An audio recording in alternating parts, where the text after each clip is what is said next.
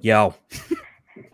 Hello, it is Slim Daddle everyone's favorite silly cynical asshole. Did you guys miss me? And welcome to Pettier Hills. It's still the All Star Slim Daddy podcast, but the new name of the channel is Pettier Hills, and that's what we're rolling with.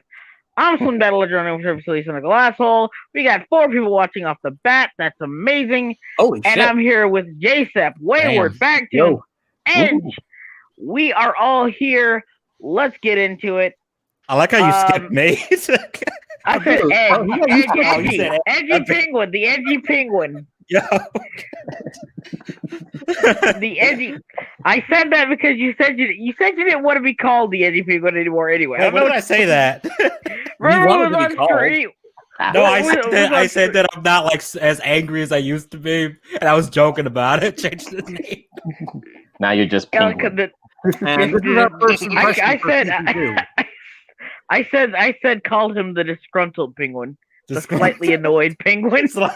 Perturbed penguin. The apathetic penguin. Just a goddamn penguin. The goddamn penguin. Goddamn penguin. Oh my god. And this is our first impression for season 2. Yay. Yeah, this is first impressions. How we doing? Yeah, we're doing great. We got style. You guys see your little name tags. Your name tags are stylized now. Got the cool. Oh snap! Yeah, I didn't nice little drip. Drip. Hey, nice this can't be drip. Worse than what happened yesterday, Slim. Oh my god! What happened yesterday? I was streaming Doom Eternal, right? And we had a problem because Slim has been the last 2 streams where his audio was like getting drowned out by the game because I couldn't isolate Discord from the game to boost his audio. It was all coming from the desktop. And we fixed it in the second thing because like he just boosted the desktop and that was it. That's all we had to do. Yeah. And like he decided to like do a bunch of different shit, try to make it better in the third. To download like 3 different programs to try and isolate this shit. Wow. And it just ended up worse. I was like, dude, you really could have just kept it like it was last time. That's crazy. Okay, well I isolated his audio. The problem was the game audio wasn't playing. Oh, yeah, and it was looping a lot, and it was we had looping audio and shit. So I had to cancel the stream, then just undo everything in like 10 minutes, then do the stream again. RIP. Yeah, I mean it works. I mean it's fine. Well, here's the thing. We're here. We got Ryan. We're here. We're queer. We got Ryan here. We got 4 people watching. That's great. It's amazing. The fun part about this whole podcast is just talk. I really just make this thing to talk to you guys because you guys are always fun. Let's talk about something else that's fun. Let's talk about a few Netflix cartoons. Okay. And one of the more recent ones is of course Kid Cosmic by Craig McCracken and Rob Renzetti. These guys have not lost their edge. When it came to animation, and I'm glad. I'm happy about that. You know, I'm happy. Sorry, man. No, go ahead. Okay, one of the things I really respect about people who can make good animation in this day and era is if you can find a way to make your stuff good and still work with the restrictions, although those restrictions really suck. That shows how much of a talent you are. I mean, again, there is some good animation out there, but a lot of people, like for example, another one, Animaniacs, definitely shows that they've bought into the restrictions, and it seems like a weaker product. But the stuff that I've heard from Kid Cosmic, it doesn't seem like it. I mean, they're able to work with what they have and still be pretty cool. It reminds me of Batman the animated series in that way. Say one thing it does. It doesn't do a lot of the in between animations. I've noticed. It gives it more of like that like old pop arty vibe though. I think it kind of adds to it a little bit. So, but I think it's part of the kind you're talking about. Yeah, it's kind of like he said it was inspired by a lot of like indie comics and stuff. I'm like, this really does feel like a comic book. Yeah. Animated. It really feels like a comic book animated. It does look like a Boom comic, to be honest. He did base from like a lot of off Boom comic stuff like that. And I was surprised that this was made by Craig McCracken. Honestly, I was like, wait, Craig is still doing shit. Oh man, I thought like after Wander Over Yonder, he'd be like, I thought like he saw like a contract with Disney or whatever, but no, apparently like he's doing more cartoon shit. Yeah. So I said, oh, okay, He woke from his this slumber. this looks like.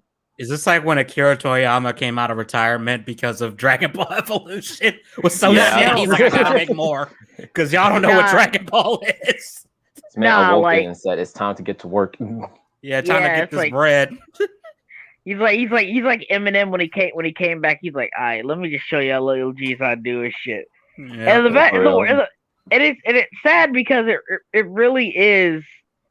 Because the worst part about this is it has a lot of stuff in it that I honest to God I don't like in modern animation. Like one thing that I will say Kid Cosmic really annoyed me with is that it has that thing where it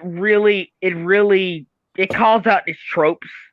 It doesn't do it often. The ancient trope call out. Yeah, like it's like, okay, oh well, you're the leader, he's the heart, she's the muscle, he's the brains, and he's the comic relief. Like nobody talks like this in real life. Oh, yeah. Well, that's kind of cool, only because like it progressed him to further just be a little feeling a little more out of place in the team because he's like, damn.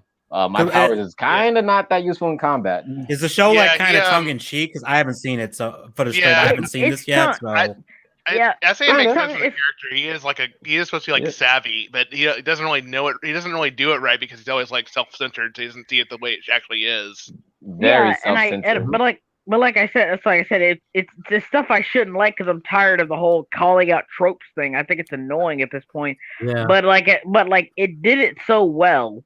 Because like it said, like he was supposed to be like savvy. Like you said, he's an improviser. He makes it up as he goes along. Oh, 8 people, goddamn. And he makes it up as he goes along and stuff like that. And that's what made it. And that would be great.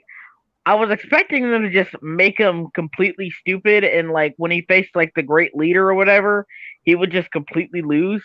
But then he like beats his starts kicking ass, and I'm like, oh, okay, I did not expect that. Okay, he's actually like when he's focused, he's actually really, really competent. I'm like, that's a nice change of pace. Like, it's kind of like the show was also I want to say it's honestly one of his funniest shows in my opinion. It's kind of a little bit only because of this one character Chuck. This dude Chuck. Oh, he's the best. Like his alien, he's a fucking troll. Dickhead. He is a dickhead. Even when the main cat is feeling like absolute shit, this man Chuck would be throwing shit at his head, like calling him a loser. Like the kid was feeling really down one episode. He's like, man, everyone's doing something cool, and I'm just I'm gonna get it next time. And he's like, no, you won't, because you're a loser. And I'm just like, my God. Oh, hey, it's Tom Kenny too. What's up, Pointman, and what's up, Mr. Upcuse? He's saying echo. Is someone echoing? I don't know. Who is echoing? Yeah, I don't know. Maybe it's me. Maybe it's somebody. I'm sorry, but anyway, like Chuck is just a fucking troll, and it's glorious. And another thing, like I said, it has redeemed villains, and everything's a big misunderstanding. At the end, I'm just like, okay. And then there's like, and let's just say there's obvious commentary on an obvious issue that's going on in America right now, and I feel like they kind of trying to, fuse that in there, and it's done, in my opinion, really, really clumsily because it doesn't really make a lot of sense in the context of the story. Because it's like you spent all this time fighting the aliens, and then all of a sudden these specific aliens just so happen to be the good guys. Yeah. When you need them to be the good guys. I'm like, and I get what you're, and then like they say, well, let's just say the whole aliens concept is trying to relate to another aliens concept in the modern world. I'm just like, I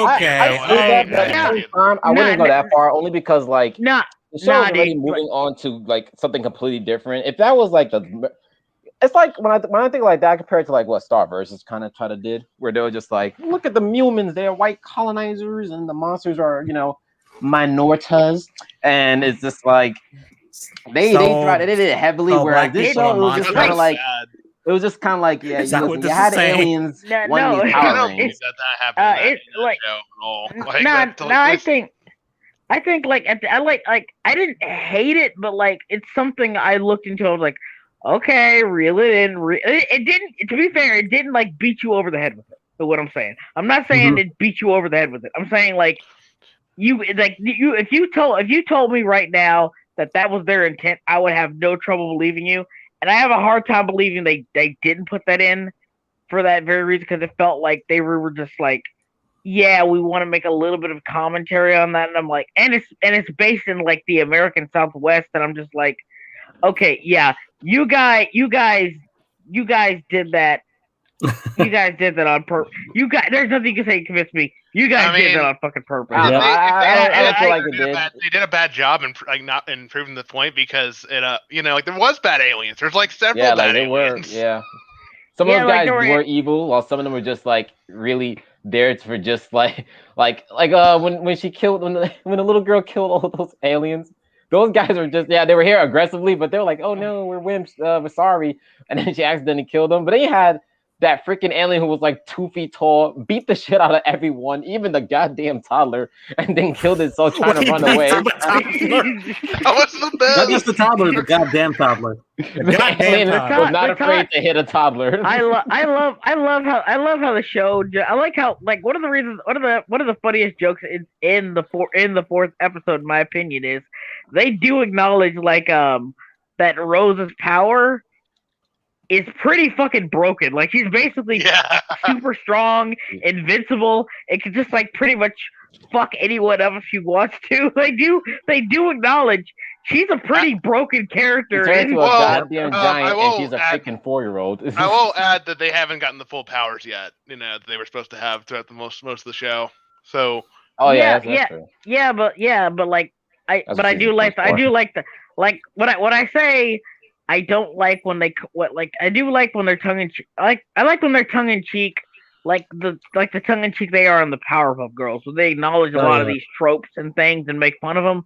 I think that was a good way to make fun of them. Like Rose's power in this context, where the rest of them, well, as far as we know, like Kid can fly, Joe can make portals, the cat has telepathy, has not even telekinetics, just telepathy.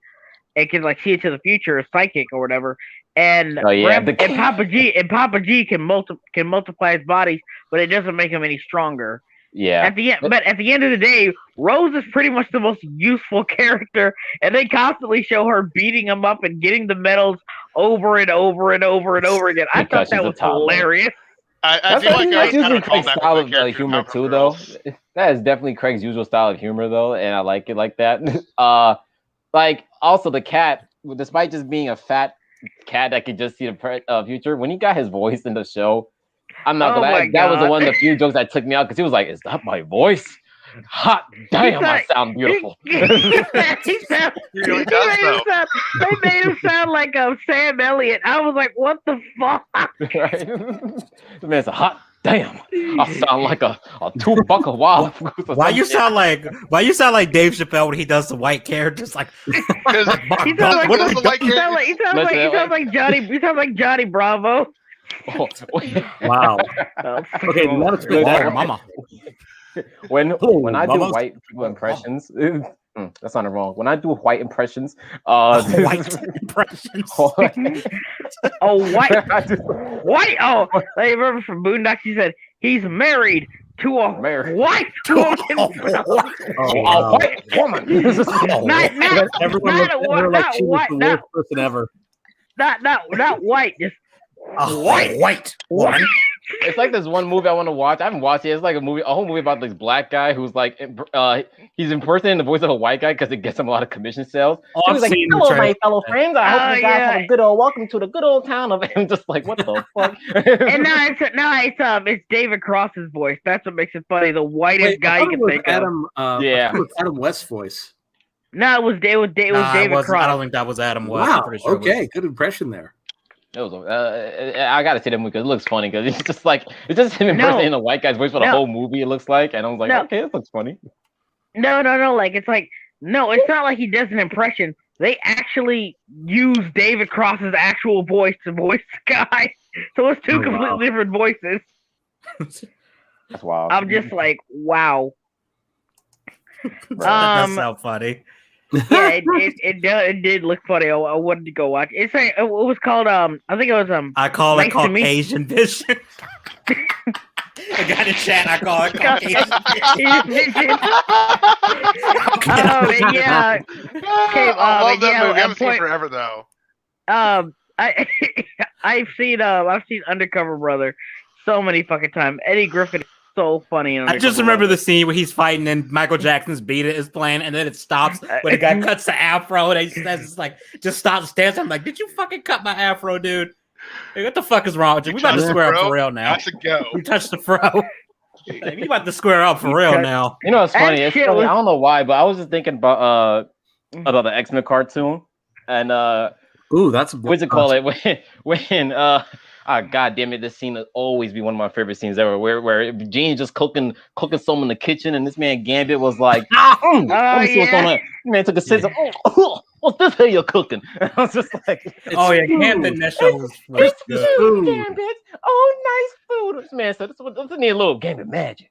Gambit looking at her like, this how you cook. You have to get some oregano, get some cayenne. She said, get some cayenne in this bitch. If you want to keep the you want to keep the haven and get away from there. And it's just damn dear. He's like, Gambit just trying to help. The day I need your help in the kitchen is the day I stop cooking. She damn near killed him with a fucking shower. More like the day you die, you fucking That was the most white woman shit I've ever seen in my life. I'm not even surprised Jean can't cook. I'm not even surprised Jean can't cook. I know Wolverine Dead Eyes just lies so she can feel good. And I know Scott don't got no taste buds. I'm rewatching this now, by the way, by the screen. Wow. I know damn well. Oh my god. Jean can't cook. If I'm I'm being watching it right now because I barely ain't got no the only X-Men I know that could cook is probably Rogue, Gambit. Wolverine, he lived too long not to learn something. Wolverine. Oh, remember, Wolverine knows how to barbecue. See, Wolverine knows how to barbecue. I mean, who wouldn't want Wolverine on the grill? You know, he could set your stuff and all that other stuff. He could slice your food in equal measures. You know, I wouldn't trust X-Men Evolution again. It's so 2000s now. Yeah. Of course. Did you see that opening? Yeah. Or how about the dance scene with the girls? That was so taken from The Craft. Yes, the whole episode was a Craft reference. One giant. And then they stole it again for the girl power episode. Okay, Cade, that was funny. You have to learn to eat a sandwich with mayonnaise. Mayonnaise. Oh, I gotta do and then he was like on the date with the white woman. She put a big ass dollop on there. He's like, oh god. He's like, you have to learn to eat a sandwich with a mayonnaise. Okay. and then like he had like a gadget. He had like a gadget on his watch. Says, what does this do? As it puts the splatter, it puts the that's why I have this gadget here. It puts a little spurt of hot sauce so he can take it down. It's funny. I remember I was like having this argument with my brother. It was just like I don't know what a lot of times we just talk about random shit. And we're just arguing. It's like, damn, who do you think you would what Marvel hero would you invite to the cookout? And we were just kind of bored. And it was just like talking about like I don't know like. You cut out there. I wouldn't trust any female barbecue. Every female always they are the problem. It's not sexist to say that. So like they always causing some shit. I mean, like, nah, man, I'd invite Harlem. I mean, I would invite She-Hulk, not because I get to see her in a bikini, okay, Slim. But, Carrie, hear me out. She's the kind of girl who will just literally just chill the fuck out the entire time. She'll just chill out. She'll just chill out the entire fucking time. Crack open some beer. Hey, Shoki, you can carry this goddamn heavy ass grill. Hey, Shoki, listen, we're running out of patties. Hey, Bag, let's stop calling her Shoki. She actually hates when people call her Shoki. She hates it. What you gonna do? Hit me? Yes. Yeah. Yes. I'll be alright. I'll survive. If you're lucky, I mean, if you're lucky, she'll put you in a headlock. If you're Tell lucky, you to she'll knock put it you. off. If you're really lucky, she'll put you in a leg lock. Yeah, she'll put you in a leg Right. lock if you're really lucky. Oh, you know what? So I'd invite Bobby and Torch both gotta come. I'm not paying for ice. Bobby and Torch. I'm not paying for ice at a goddamn barbecue. Yeah, you're not Hey. wrong. Torch for your ice. Not Torch, Bobby. Bobby. Get your ass over here. Damn it, Bobby, I need more ice over here. That boy ain't right. You know what? I'm gonna replace Torch with Firestar just because I'd rather have a female there. You know, she has firepower too, so you know why not? No, just Hank Hill is grilling there. He's like, "Damn it, Bobby, I need the ice." That boy can rise his G nuts with his hand. Well, if Hank Hill's there, you gotta get Silver Surfer. Silver Surfer at the barbecue? Yeah, because like he was like remember with the Fox, it was like the Fox Kids thing, so they were promoting it, and like there was was like a weird crossover commercial. Silver Surfer was literally at the barbecue. Was at the alley with Hank Hill, and Hank Hill was promoting the Silver Surfer or whatever. It was so freaking weird. You guys should watch the Silver Surfer. It's a good show. Yeah, apparently propane is more powerful than the cosmic power. It's true. Propane and propane accessories. Oh, my apologies. Propane and propane accessories with the free T-shirt. Can't forget about the T-shirt. There's a channel that did a rap like he does this whole channel basically if cartoon characters had rap careers, and he has one for King of the Hill, and all of Hank Hill's lines are so fucking funny, and it's actually good. But then Boomhauer comes on. Oh nah. One of the lines he says is Macaulay Culkin moonwalking fucking your bitch on Malone. And I'm fucking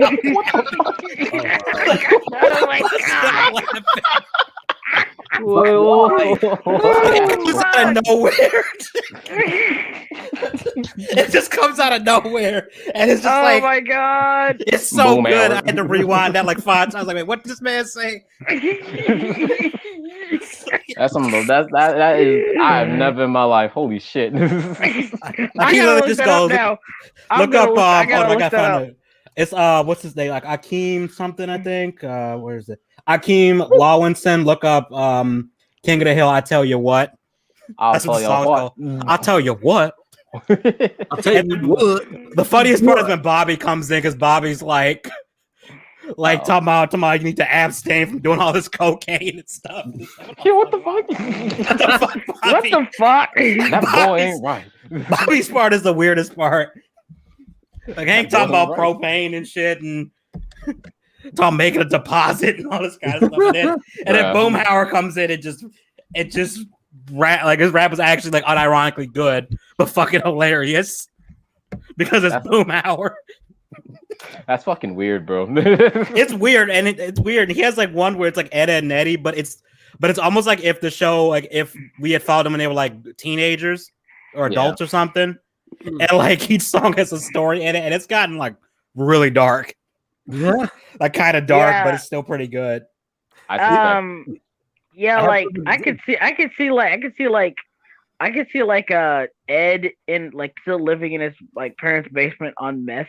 It don't go that dark, but what happened was if he's not gonna be on meth, he'd be making meth. Let's be real. He'd be the one cooking money. He'd be making it, and he'd be using it. Let's be real here. He'd be getting high on his own supply. It's legit gonna be a fucking Breaking Bad with the Ed boys, and it's gonna go wrong faster than it went in that show. I once up. Oh, sorry, I'll let you go first. I once did like a fan art, and I don't know where I put it, but it was basically Ed, Edd and Eddy Grand Theft Auto. And I said and I had Eddie coming back to Peach Creek after like years gone. He's like, I'm ready to pull a heist, boys. You win, and he's like he gets like Double D back and Eddie back. Oh my god! To be fair, you could easily replace fucking the GTA 5 characters with Ed and Eddy, and it'll probably go the same way. Like, nothing would really change at points in that. Oh, Slim, I just found something on mine. I gotta send it to you because it's relevant to the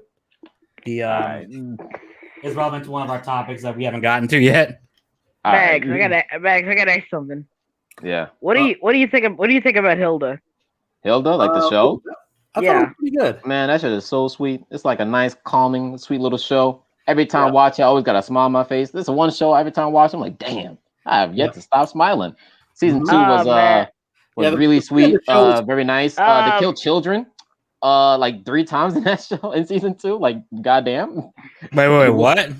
A little boy gets decapitated like twice in one episode. Whoa, and it's like actually dead and not just like, haha, joke dead. Like he died. Oh, he dead. Yep.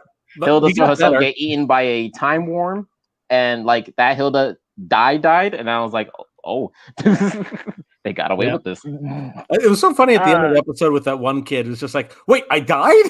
Because he didn't remember it either. He didn't. You were saying though, Slim? Yeah, I was about to say fuck. I was gonna say I didn't think the first season was all that great. I legit did not like people. Like it was like I wouldn't like. I think like it's not a bad show, but it got 2 problems. Yeah. One, it feels like it's like afraid of conflict. Because I feel like they really don't try to have any fucking conflict in the show. You know what I mean? Like any serious conflict in the show. Yeah, no, I feel you, because one thing I don't like about season 1 is that it ends with her and her friend getting angry over clothes, and I'm like, y'all that ass? y'all a little too grown to be fighting over this. Like I'm about to end y'all friendship over this. Like, come on now, it was ridiculous. Like you can't and then they like set her up like, oh, she's like super smart and like intelligent, but she doesn't know that you got to pick up your own clothes. Like that's the season finale for season 1 is doodle butter. I'll admit that. Because the show has monsters, ghouls, and ghosts, and I'm like, I could have used any of that to end the season. And like they do the it's a big misunderstanding of the monsters thing way too fucking much. And like my biggest problem with Hilda, because I've only seen season 1 anyway. You got to see season 2. Yeah, season 2 much better. Yeah, I heard good things. Maybe I might check it out like at the time. Just a heads up about season 2. It starts a little slow, but it does get better, like way better. Yeah. The ending will fuck you up. Yeah, I'll check it out if I can. But like, is this on Netflix? What is this on? It's a Netflix original. Yeah. Okay. Yeah. Netflix out here with the cartoons nowadays. Yeah. But like, one thing that I really don't understand is the world building in Hilda doesn't make a lick of goddamn sense. I don't think it's because I don't know. It's just like a comfy show. Like that's the way I look at it. It's one of those comfy shows. Yeah, it's a comfy show. I get that, but like, here's the thing: you live in a world with troll repellent, but you also don't. You don't like. There's no like. You don't. You guys are skeptical of elves and other mystical beings. They're surprised by elves and onion people and shit, and I'm just like. I'll give you that. Like here's the thing, like with like I don't want to like compare it to like Gravity Falls the whole time, but like with Gravity Falls, people are either ignorant or apathetic or pretended to be ignorant. That's why it kind of worked. Yeah, but Gravity Falls also works better because like a lot of the stuff in Gravity Falls, a lot of the monsters tried to stay hidden, whereas in Hilda, it just seems like there's just a lot of goddamn monsters, so they can't really be hidden in the shadows. So it worked in Gravity Falls' favor because people like Bill Green, you would not know about that stuff. I can kind of understand being skeptical of elves because you have to like sign a whole contract just to see them. Oh, that is true. They were invisible. But like, here's the thing though: you can't hurt or touch them if you don't sign the contract. But you can still hear them. They can still write you notes and letters and shit. So why did they pretend like Hilda can't?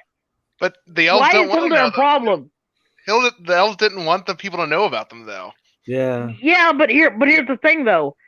They still communicated, and they still wanted them to leave, even though they literally posed no threat. And even then, they said, "Hey, you're a little loud, and sometimes the light's too bright." Well, it's almost like you could stay invisible and invulnerable while still talking to them and telling them, "Hey, your lights are a little bright, and you can't do that." Oh wait, you could. That's how she met Alvor in the first place. He talked to her, and you sent them letters. So it's not like you couldn't tell them this shit. It didn't make any goddamn sense. And then they tried to have that moment with the Giants and be like, "Well, the Giants are just like them." No, they're not. They can actually kill you if they step on you. You mean the first episode, like the Giants? Yeah, like or you mean the Trolls? The Giants. Oh, okay. I don't think that was the theme of the episode. It was like when you stepped in at home, it was like did she realize? It was exactly. It was like it's time to leave. It was exact. They tried to do the exact same thing. I'm like, this is not the same thing. And the worst part is, but they never treated them like monsters though. So it wasn't like there was no actual theme of they're just like us. It was just about Hilda and the mom wondering, well, not wondering, but debating on if it's time to move or not. They pretty much forced them to move because it's they said specifically, hey, you're not actually hurting us or anything. Like they even showed it, like her mom was stepping through a house and it was like invulnerable to it. So it's not like you're hurting them, but they it's stupid. Okay. Oh, you mean when they're doing the parallel to when they were some of that stuff? But here's one thing that I always thought was funny because it becomes a much bigger problem in the second season. Freaking trolls. The fact that they exist, people see them, and I'm just thinking, if this was the United States, oh my God, those trolls would be shot at, or trolls would have killed us all. I'm just thinking, Hilda, the U.S. version, and I could just see a bunch of people with guns going at the trolls, like, but the safer approach, they will like round them up during the day, since they can't move during the day, and just put them really far on an island, keep them isolated on one giant troll island, and that way they can't swim, so they can't get over. And then they try to say like, well, people, there hasn't been a troll sighting in Trollberg in years, and I'm just like, you're telling me this whole thing of trolls, of baby trolls or whatever, accidentally finding all these creatures accidentally finding their way, because they made it clear the wall doesn't do shit. The wall does not do shit. It doesn't do shit. So you're telling me this doesn't even accidentally happen? Are you kidding? It's just dumb. I'm sorry. Like, that was the one thing. Everything else about the show was fine. I like the characters. I think it's like I do think it's like a comfy, quaint little show. But like the actual, but that's all it has going for it. But the stuff that's bad isn't terrible either. So I think it's just okay for me. Oh, when it first came out anyway, everyone said it was the bee's knees. But during that time, I actually took the animation community. I took the animation community at face value. So yeah, that was on me. My bad. Never take anything at face value. It's kind of like me with like anime channels.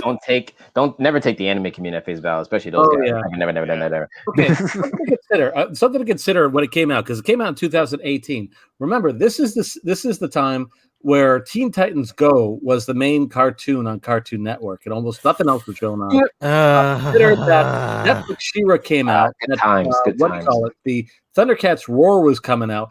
All this other really crappy shit was either announced or was coming out. So, compared to all the crap that was out. Oh, yeah. And of course, by then, Gravity Falls was gone. And so many other good shows were canceled. 2008 was kind of the dark ages when it came to animation. Prove me wrong, please. And seriously, prove me wrong. 2018, you mean? I'm about to say 2008 was like 2008 was a lot. That was way. Gravity Falls was not 2008 had some bangers though. I'm sorry, that was pretty lit. My mistake. 2018. Forgot a one in there. Yeah. Yeah, like think about what good cartoons came out in 2018. My horrible mistake. 10 years. Forgot 10 years there for a second there. Sorry about that. It's the beer forgetting that shit. Can't really say a lot. Okay, I think I need to switch coffee. Sorry about that. We've been pretty focused this stream. Yeah, surprisingly. We're season 2 and we've already had development. We're half an hour in. We're half an hour in, guys, and I'm not ranting about Star Wars yet. This is a go. All right. We want to. Everyone's too drunk. Everyone's doing okay. No one's drunk, right? Anyway, I am fine. Put down the tequila, man. Anyway, my point, getting back to this, is the fact that 2018, not 2008, was not exactly one of the better years for animation. I mean, I got to be honest. When I was thinking of the dark ages of animation, this was probably the time when I started getting vocal on Twitter, because I was just thinking, okay, Cartoon Network is not exactly in a good spot. Teen Titans Go is the main thing for Cartoon Network. What else was on? I don't remember. And probably nothing. To be fair, they did. The only other show that was getting just as much traction as Teen Titans Go, and to be fair, it was a good show. It was Gumball, because they were airing that a lot too. And that was because it was outsourced from the UK. Yeah. Then they started putting it on then they started putting it on Boomerang. That kind of sucked. Oh, it's on Boomerang now? They put Gumball on Boomerang? Around 2019, they started like Cartoon Network. Yeah, but like around 2019, they were like pushing it on Boomerang for some reason. I don't know why. That's weird. They butchered Boomerang. It was getting canceled, so I think that's the reason why. Anything that gets canceled goes to Boomerang. That's true. Yeah, that's what I was gonna say. It seems like that's how they work. Boomerang it's so weird to me, like, because Cartoon Network started out as like a network that was just like airing old stuff, and now they just like they only air the things that are currently airing. It's so weird. Yeah. Yeah, like they used to air the old stuff with the new stuff. It's hard to catch any old show like Chowder or Flapjack. You got. I remember I saw the old Cartoon City bumper where it was the professor who was locked out of his car. And, he needed all the help. I miss Cartoon City so fucking much for that. I love reason. that. Exactly. They could have easily just had, oh, hey, character X, how's character Y and Z? And you're like, oh, it's good, character Z and Y, X. No, they actually got characters that worked off each other well and made it fucking funny. They made it hilarious. I just miss when the cartoon characters just interact with each other in general. Like, they don't do that pretty much at all nowadays. Yeah. Whether it was crossover episodes like Billy and Mandy and Kid Next Door, which was always just delicious. Oh, yeah, that was good. Whether it was the Cartoon Network bumpers or, Fusion Fall, stuff like that. It was like the whole scene was like basically he couldn't get to his car, then Ed was like, is there a problem, Professor? He just starts going immediately through his groceries, not giving a shit. and then number one was like, okay, I'm gonna make an adventure real quick. Let me get some boards, because I always make inventions too much for technology. Yeah. And then the funniest part of that though was when Dexter's smug ass came out here, it was like, how many geniuses does it take to unlock a car door? And he was just laughing in his face. You can see it like in the professor's fucking eye. He was like, man, if this little nigga don't shut up. Like, this motherfucker don't shut up. And Professor, he's like, you told him he's too old for this shit. And then Dexter was like, oh, how about this? How about you put some chemical X on it? And Dexter was rolling. He roasted the motherfucker. And he was mad. And like you can tell, like, Professor was like really. And you know the most ironic part about the whole thing is, like Professor was created by Craig McCracken. And Gendy made Dexter, yeah. And those two are basically best friends. So it was like there's this rivalry, and the creator of these two rivals were best friends. That was like a little that was a little funny the more I thought about it. Yeah, I mean, first of all, if I was the first year Tony, I would have beat Dexter's little ass. I remember that real talk, Dexter would beat his ass because Dexter got hands. And then hands. And then Mandy showed up and said, "Hey, did you just try opening the door?" He was like, Mandy's thank you, Mandy. Ass. But I can't actually fight her because she will be my ass. Well, anyways, that's when crossovers were great. Now, if anything crosses over with Teen Titans Go, it's going to get canceled. I mean, every freaking Thundercats Roar, dude. Even Lionel said, "You are a poopy head." poopy opinions. And once you think canceled before it even freaking came on, that was just like, wow, that takes but also one you got to think about was OKKO. They had to technically had a crossover with Teen Titans Go. That show was crossover. Then they got canceled later. That show. Yeah, who did that show not do crossover with? It's a crossover. Sonic, Captain Planet. Yeah. They did not really a Final Fantasy crossover, but they did a Final Fantasy episode where they did a crossover with the Ghoul School from Scooby Doo, which I did kind of like. Which I did kind of like because they got the original voice cast to do it too. Oh, that's awesome. I was like, okay, that's pretty cool. I'll give them that. They get that. I think for all the crossovers, they got the original voice actors. I think I think they got the singer from Korn to do that show too. Which one? Yeah, Korn, the band. Oh yeah. Oh, and another thing. This is kind of related, kind of unrelated, but I did like when Craig of the Creek. I know, like Craig of the Creek. I'm a minority. I was doing. I have nothing interesting happening. The show anyway. Nothing against Craig of the Creek. It's just kind of boring for me. That's but anyway, Craig of the Creek. Craig of the Creek actually had like a cameo from Del the Funky Homo Sapien. I was like, holy shit, Del! They got Del trot on this motherfucker. Yeah, I swear to God, he was on there. He was a character, and he rapped and everything. I was like, oh shit, Del! I ain't seen this dude since what? Early 2000s type shit. Forever. I ain't seen him since Gorillaz was popular. I saw him live. And that's a long time ago. I ain't heard from him since like 2005. Yeah, he ain't done shit till like 2005. I'm like, oh shit, I got Del the Funky Homo Sapien. Okay, I did. Somebody respect the classics. I'll give you that. I'll give you a slight applause for that. I saw him live a couple of years ago. That's pretty cool.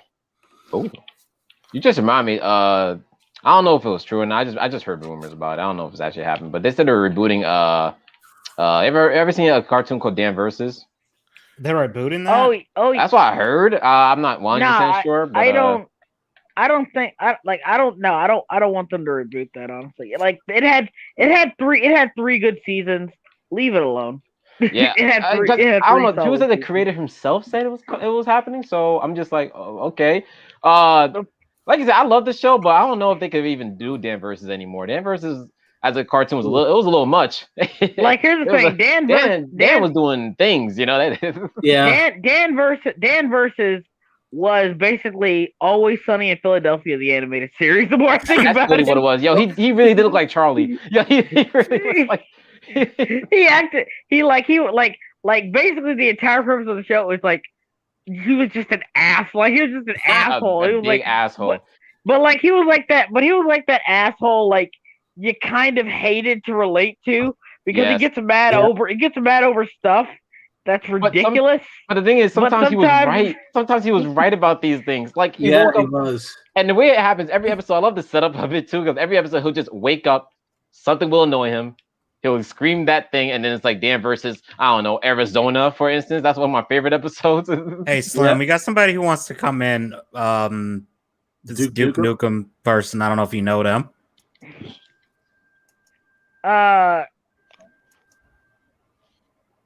What?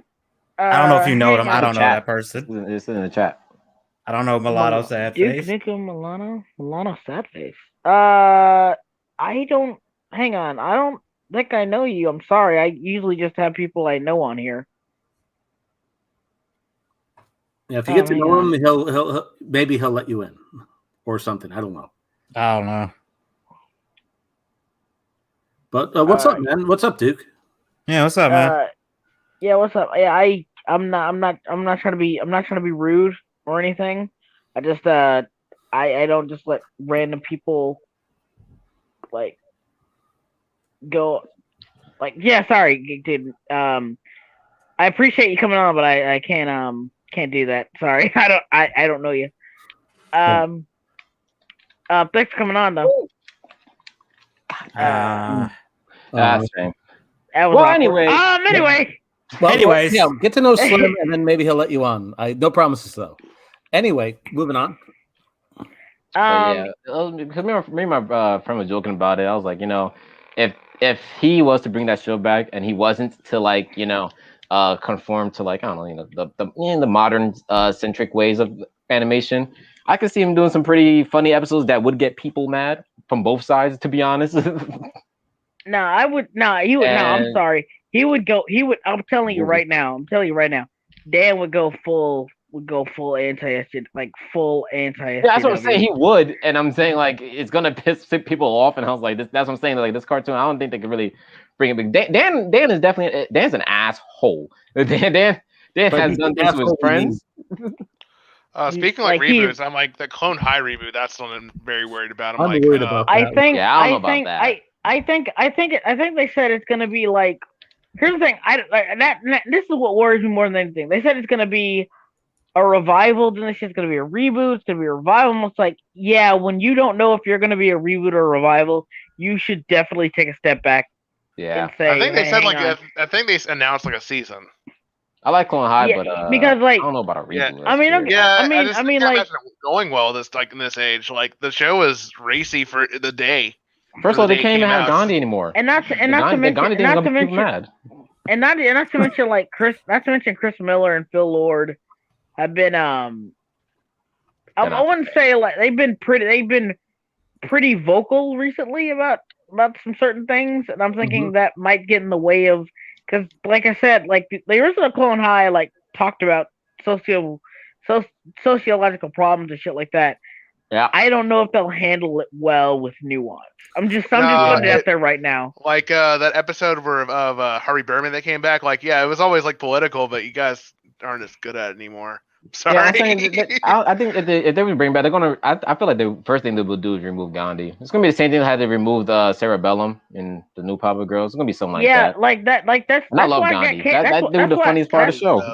Yeah, but that's the thing though. Like that's why I got canceled to begin with. Like a bunch of people some Indian coalition didn't like the depiction of Gandhi, and they like went up against MTV, and it got a lot of attention, so they decided, yeah, we're just gonna cut the show. That's like what happened with Smite, where they had to censor the Goddess Kali because a bunch of some Indian group got pissed off that the character was sexualized. But then you look at actual depictions of the character, and it's like that is tame compared to what y'all actually depict her doing. First of all, man, they just hating ass. They actually covered the tits like with the outfit, but it's like in a lot of the art, it's like, nah, that's just hanging out. Like the only thing covering that is a necklace of severed heads and shit. Like what the fuck? Right? They actually toned that down. My goodness, what the fuck? Yeah, they toned her down, and the thing is, like, she kind of looks a little more generic now because of it. I honest to God would pay out. I would pay whatever price it would be to get like the severed head DLC on her tits. just a severed head bead necklace of severed heads. It's like it literally looks like a Mardi Gras beaded necklace, but all the beads are severed heads. Hang on 1 second. Hey Gumby, thanks for watching. Hey Gumby, thanks for watching. He's on his PS4 seeing this, so he can't comment. But thanks for watching, dude. Oh, that's right. I'm forgetting you can get YouTube on your console. Yeah, I mean, most of the time I'm watching YouTube, it's not the best. Yeah, it's not the best. You can't comment and stuff.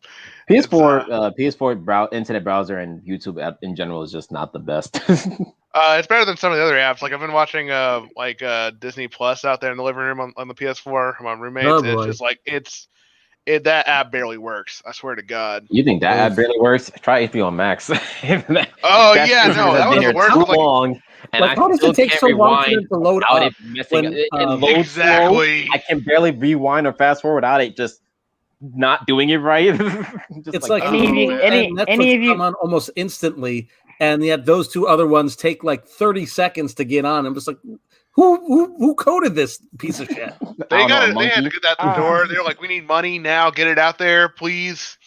Listen, man, they dropped speaking of HBO Max, who's you guys gonna watch the Snyder Cut when it comes out? Hell nah. Probably. I'm gonna be bored. I'm gonna crack open. I'm gonna get some hard liquor. Drop some dope. I'm gonna be like, oh shit, boys, here we go. We're ready. I'm gonna make sure I'm incapable of paying attention to the fullest and just Like- shut my brain off manually. I'm gonna have to manually shut my brain off to just enjoy it. You gonna need some snacks and shit because that thing's 4 hours long. 4 hours? Are you serious? I'm not watching this I'm straight like dead that. serious. I'm doing 30 minutes a Wait, day, I just and I'm gonna realized just leave and something. come back. Snyder Cut came out on Valentine's Day. What the hell is that shit? What happened? Yeah, tomorrow's Valentine's Day. Yeah. Nothing That's why I says picked- that's why I- Valentine's Damn. like fighting an apocalypse, an Yeah. alien Yeah. apocalypse or something. I Like don't that's fucking what know. that's why I kind of picked today to distract me from how lonely and depressed I'm gonna be tomorrow. Ha ha ha ha! Not me though. Ha ha ha But Well, to be fair, the only Anyway. reason I know is I have a girlfriend, so that's why I know. ha. Sorry. look at you, yay. Okay, anyway. Definitely Okay, would Snyder be, Cut. Sorry, Slim. Snyder Cut. Let's talk about Snyder Cut, guys. And Snyder the Cut. only thing I'm looking forward to seeing is not because I saw Granny Goodness and I was like, Granny. This nigga horny. What? This nigga I'm not horny. horny, Actually, goddamn. this Really song was good. pretty cool That's too. how you say her. That's how you say her name. Damn it, intimidating. Oh, Granny her, Goodness. her name is Goodness, my guy. I know for a fact. Back in the day, she was some goodness. I listen. Well, yeah, Listen, I mean, ever Dark good? Side- She was just I- like, I'd kill to see young Granny Goodness, and I'll kill to do something to Granny Goodness. Okay, That- one thing No, I'm I gonna think Granny say Goodness that I've was just seen always nasty. with the Snyder Cut I've seen Okay, so I'm gonna far look at is this. I gotta find out. Young Granny Goodness. Yeah, Why look at did- her. I bet she's a baddie. the Yeah, thing I I mean, don't like, get yeah. with the Go ahead. Snyder like, Cut they is showed- what like, the they fuck showed happened it. with Steppenwolf. Like they Steppenwolf? I don't know. redesigned him. He looks worse, He honestly. looks worse. He does look worse. Like it's like Yeah. let's make his armor chainmail, but it's all like little blades for some reason. Both designs are just terrible. Yeah, That's look, they yeah, both it's terrible, but terrible. this one is They somehow both worse. Why Yeah, is it is I a- don't understand why Steppenwolf's the villain. I just don't understand that. Who decided don't know. that? Well, I mean, now it's the Snyder Cut. As far as long, it looks like it It's will supposed to be fight like Dark I Side guess. and Just go and put Steppenwolf, Dark Side I in there. guess. Just like put Dark Side over it, and they'll just dub over them really And badly. like say and Dark like Side. and like and then like Apparently, like, there's a a- Green Lantern in the movie. Yeah, that was Why like in a not? flashback though. No, I mean, like in the Snyder Cut, they're gonna put like a Green Lantern somewhere in the movie that isn't just a flashback scene. So I was like, oh, Doesn't that's what I Steppenwolf like heard. reference the Green Lanterns? Because I remember watching the trailer, Yeah. the original cut where he's like, "No lanterns, this world shall fall," or something stupid like in that. the flashback scene where it shows Steppenwolf fighting all those years ago with the gods, there was like one Green Lantern there, and he got murked. Lame ass. Here's the thing I do not like about it is that Darkseid looks so bad. He looks does. really fucking bad. I forgot what not he like- looks like in Snyder Yeah, Cut. I didn't see it. I'm looking at it Like right now. not even not even I just not saw even Brandon just Goodness not on even just like what he looks like, but like why did y'all make him around the same height as Steppenwolf? Yeah. Is he? Why would y'all make him like he's around the same height as Steppenwolf? Let me see. How do I share my screen on this thing just like for reference? People can see what we're talking about. Go to screen share. All right, let me pull it up on here, and let me close out some stuff on here. Oh, I found a picture of young Granny Goodness. You probably won't be. Yeah, I've seen it before. It's nothing. Hell yeah. It's Oh, nothing share. amazing. It's nothing. What? I mean, if you want to see it, I'll show it to you. But Show it's it. not going to be quite Share as it. impressive as you think. Okay. Share it. Yeah, it's Share not. It's not amazing. Like her body's alright, but like Okay, so I'm sharing what Darkseid looks like, just for people if someone doesn't know. Dark Side. And the... Or at least I hang on should a be. second, let me add it to it. Hang on. All right, it was there. Sorry, Oh, man. There's Yeah. that one meme where it's like they put that art and then like put it on top of New Gods from '64, and just it feels 100% that energy. So that's a. Oh wait, it just vanished. What happened? Yeah, try again. I'm trying Alright, to put there it. we go. I'm trying to put it on her. There we go. Okay. Okay, and afterwards, I have a young Granny Goodness if you want to see her. Okay. Let's go. Yeah. Not that anyone really wants to. All but right. Anyway, All Like, right. So that's yeah, like, Darkseid. he's like There's another picture here Yeah. too. That's a little bit. Ew. like they. Yeah, like I that saw the sounds- Snyder cut. I saw the Snyder cut in Yeah, around isn't the there a same newer height one? as Steppenwolf. I thought it was a newer image. Let's actually look up Snyder Cut Steppenwolf while we're here, just so we can get like a comparison going. Oh, that's perfect. So that's what he looks Oh, like yeah. in the this is actually a bad one. That's what he looks like in the Snyder cut. What the fuck my is God, this? so stupid. What is that? That is too much. Down the wrong way, he'll bleed to death. Yeah, like, that is too much. Like, I don't just like spiky armor because it looks cool and intimidating, but that is way too many spikes. My man started New Game Plus with the new armor. Yeah, exactly. The armor, he got the tooth armor. They're both bad. He's like, I sold the first Justice League. Now I'm stronger. I kind of appreciate that one. Pointman wants Granny Goodness to be played by J.K. Simmons. I'm gonna stop sharing now. I think we got the point. Superman gone. I'm gonna stop sharing now. I think we found our young Granny Goodness. So here she is. Oh yeah, can you show? Wait a minute. Oh no, that's from the shitty book. I told you it wasn't great. I told you it wasn't great. No. Oh no, heathens. I'm not gonna lie though. Yeah, so here's where she gets me too'd. No, please, not again. I don't want to go again. We've seen this already. I'm sorry. Get it off. Sorry, Ben. Sorry, man. No, please. Please, no. Yeah, I'm not really gonna lie. is the word. Young Granny can still get it though. And I say person with I really want to say more, get creative with my language, but that's the same person who screwed up Batgirl number 50. The same freaking writer. I'm not surprised. She also ruined like one of my other favorites, Shade the Changing Man. She made Shade the Changing Girl. Oh shit, I didn't know that one. It's awful. It's so boring. There's like I swear that writer only knows 3 types of people. She either knows insufferable jerk, and I'm saying that the most respectful I can. She either knows that, she either knows simp, or she knows let's see, what's the other one? Yeah, it's either simp or toxic male. That's the only 3 personalities she knows. If you look at those 3 people and look at all the people, it's pretty much her entire writing. Yeah.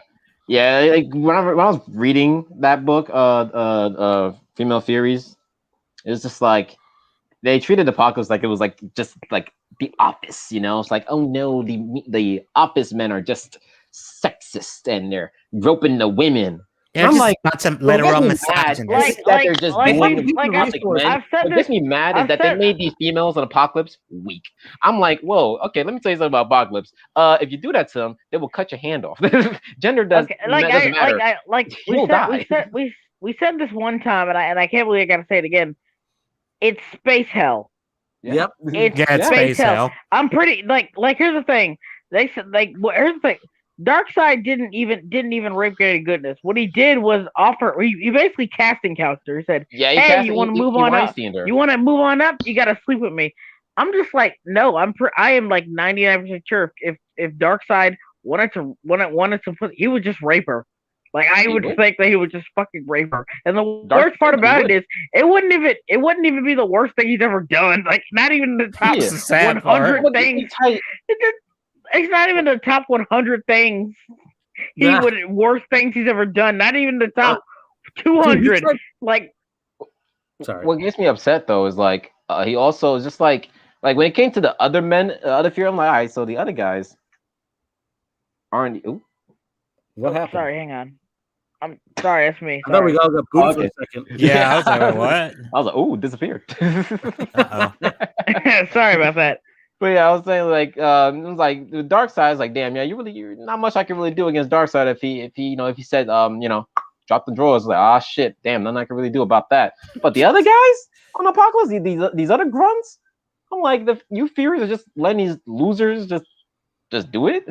You just have to let it happen, It's like, all right, but like I know dealing with a lot of these Furies would kill these guys. Not some of these Furies are stronger than some of the men. It makes no sense. Especially Barda. Barda would not let that happen. Like she would never let that slide. Trying to rape Barda. It's just like even Darkseid would probably lose it in the process. Yeah, I don't like Barda's involvement in it either because it's like so what happens to Mr. Miracle then? Like, are they together still in this weird version? I mean, I think they were. Because I came to Earth to ask Barda for help, and then Barda was like, "Okay, let me just tell my husband I'm leaving. I'll be back." And then she liberated Apocalypse. And here's the thing: they tried to make they did this. They've done this twice. They've done this twice in DC. They've tried to make Granny Goodness sympathetic. Quite possibly arguably the second most evil person on Apocalypse. Definitely. And she is. They're trying to make her sympathetic. They tried to do it once with the Fatal Fury saying, "Oh, well, she was doing her job. She was basically like the big babysitter." No, she tortured children and killed them and liked it and had fun.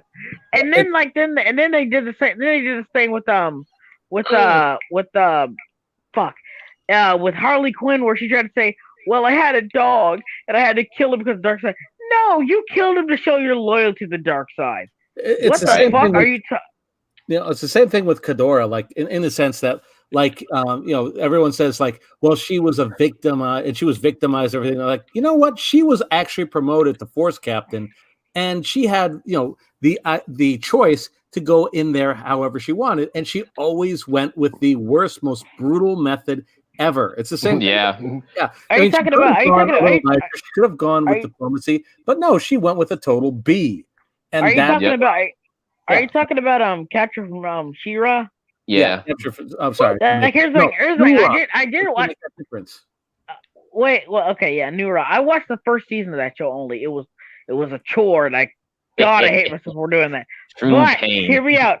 But like that is bullshit because like Adora literally said in like the first, and I kind of like Catra for that, but she said it in like the third episode. Hey, Catra, those are the bad guys. And she's like, yeah, I don't care.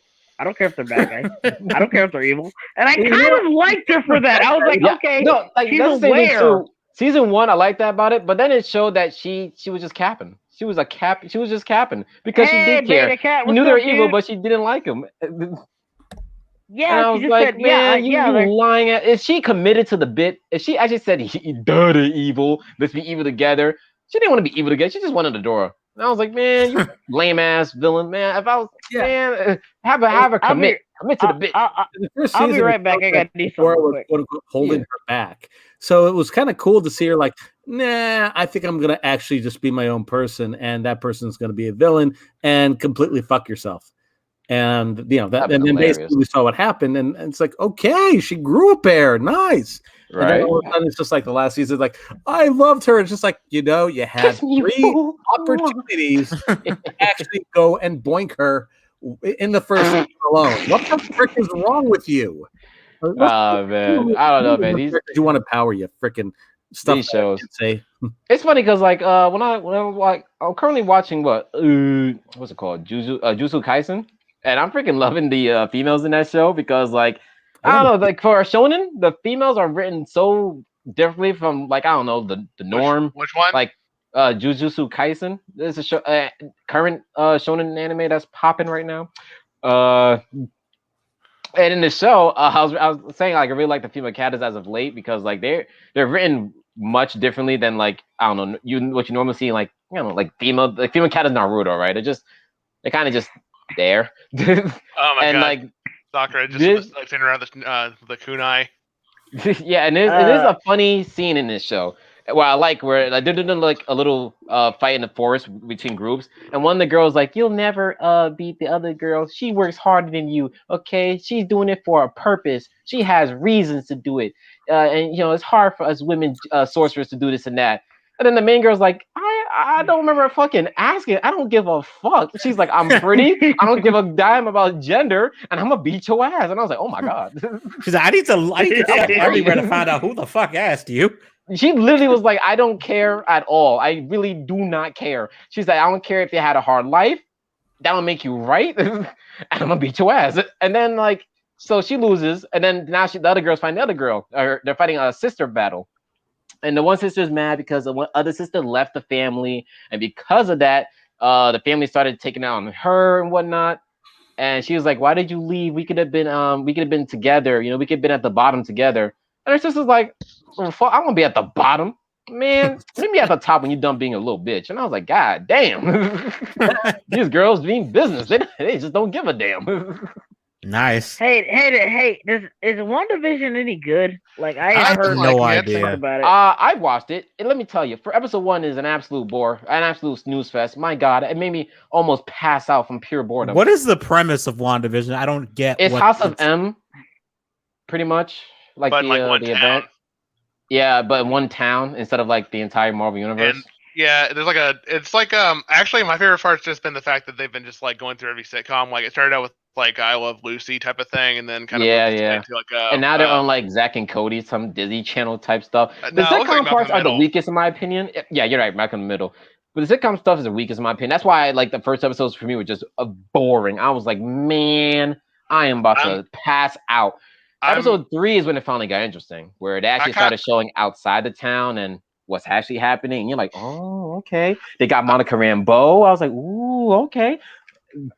What do you guys think about the opposite every time you come back to the other stuff? Captain Marvel gay? What happened?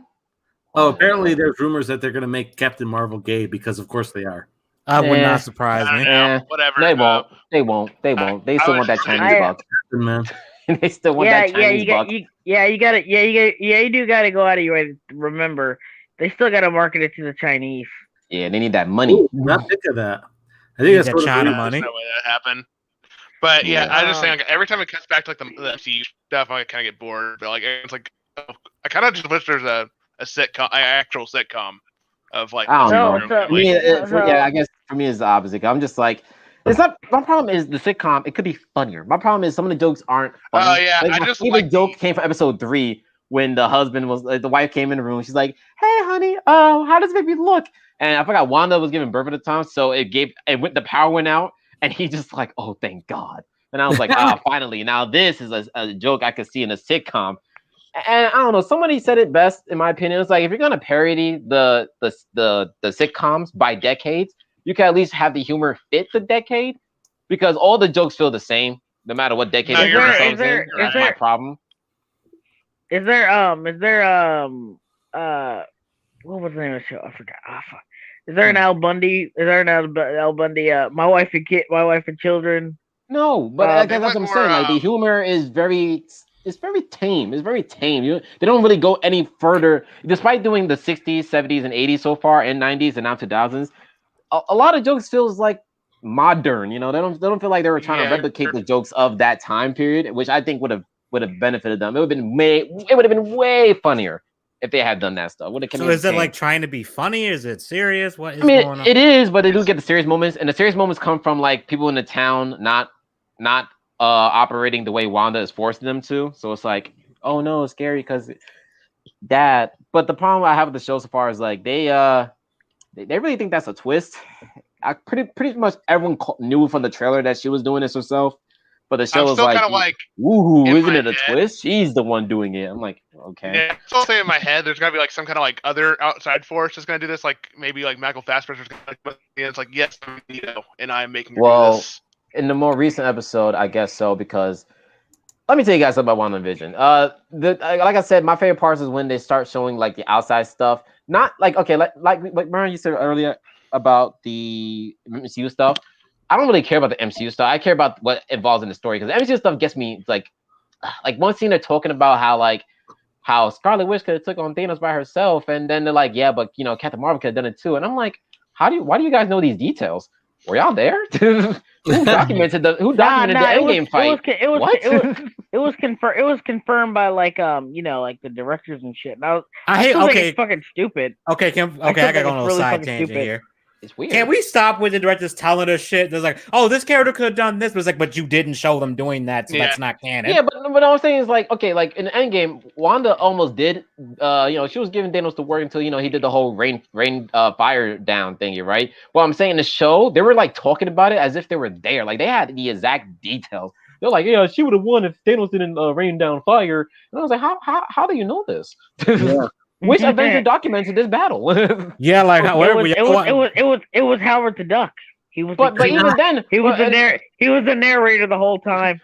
Right, but what I'm saying is also even if one of the Avengers were to document this, a lot of them are scattered around the map. There's like no possible way one of them could get all this detail unless they pull in what they saw together, and they're talking about it. You can see Monica Rambeau kind of, I guess she's upset at Carol.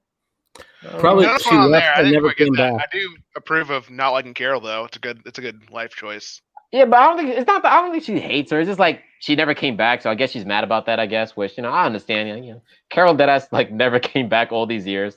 It's kind of funny. The one best part about Captain Marvel was she actually seemed good with kids. So like, wow, she seems completely wooden and with everyone else. But when she's with kids, she's like, wow, she actually has some worth. She actually has some. Unless you're a young black male, and then you'll be arrested. Unless you're the Dawn. She's afraid of the exaggerated swagger of black scene. It's funny because they are building up to Monica getting her powers soon, which I didn't think they would do so early. I was like, oh wow, they're actually doing this, huh? I thought they'll wait until at least Captain Marvel 2 came out or something, but they're building up to that now.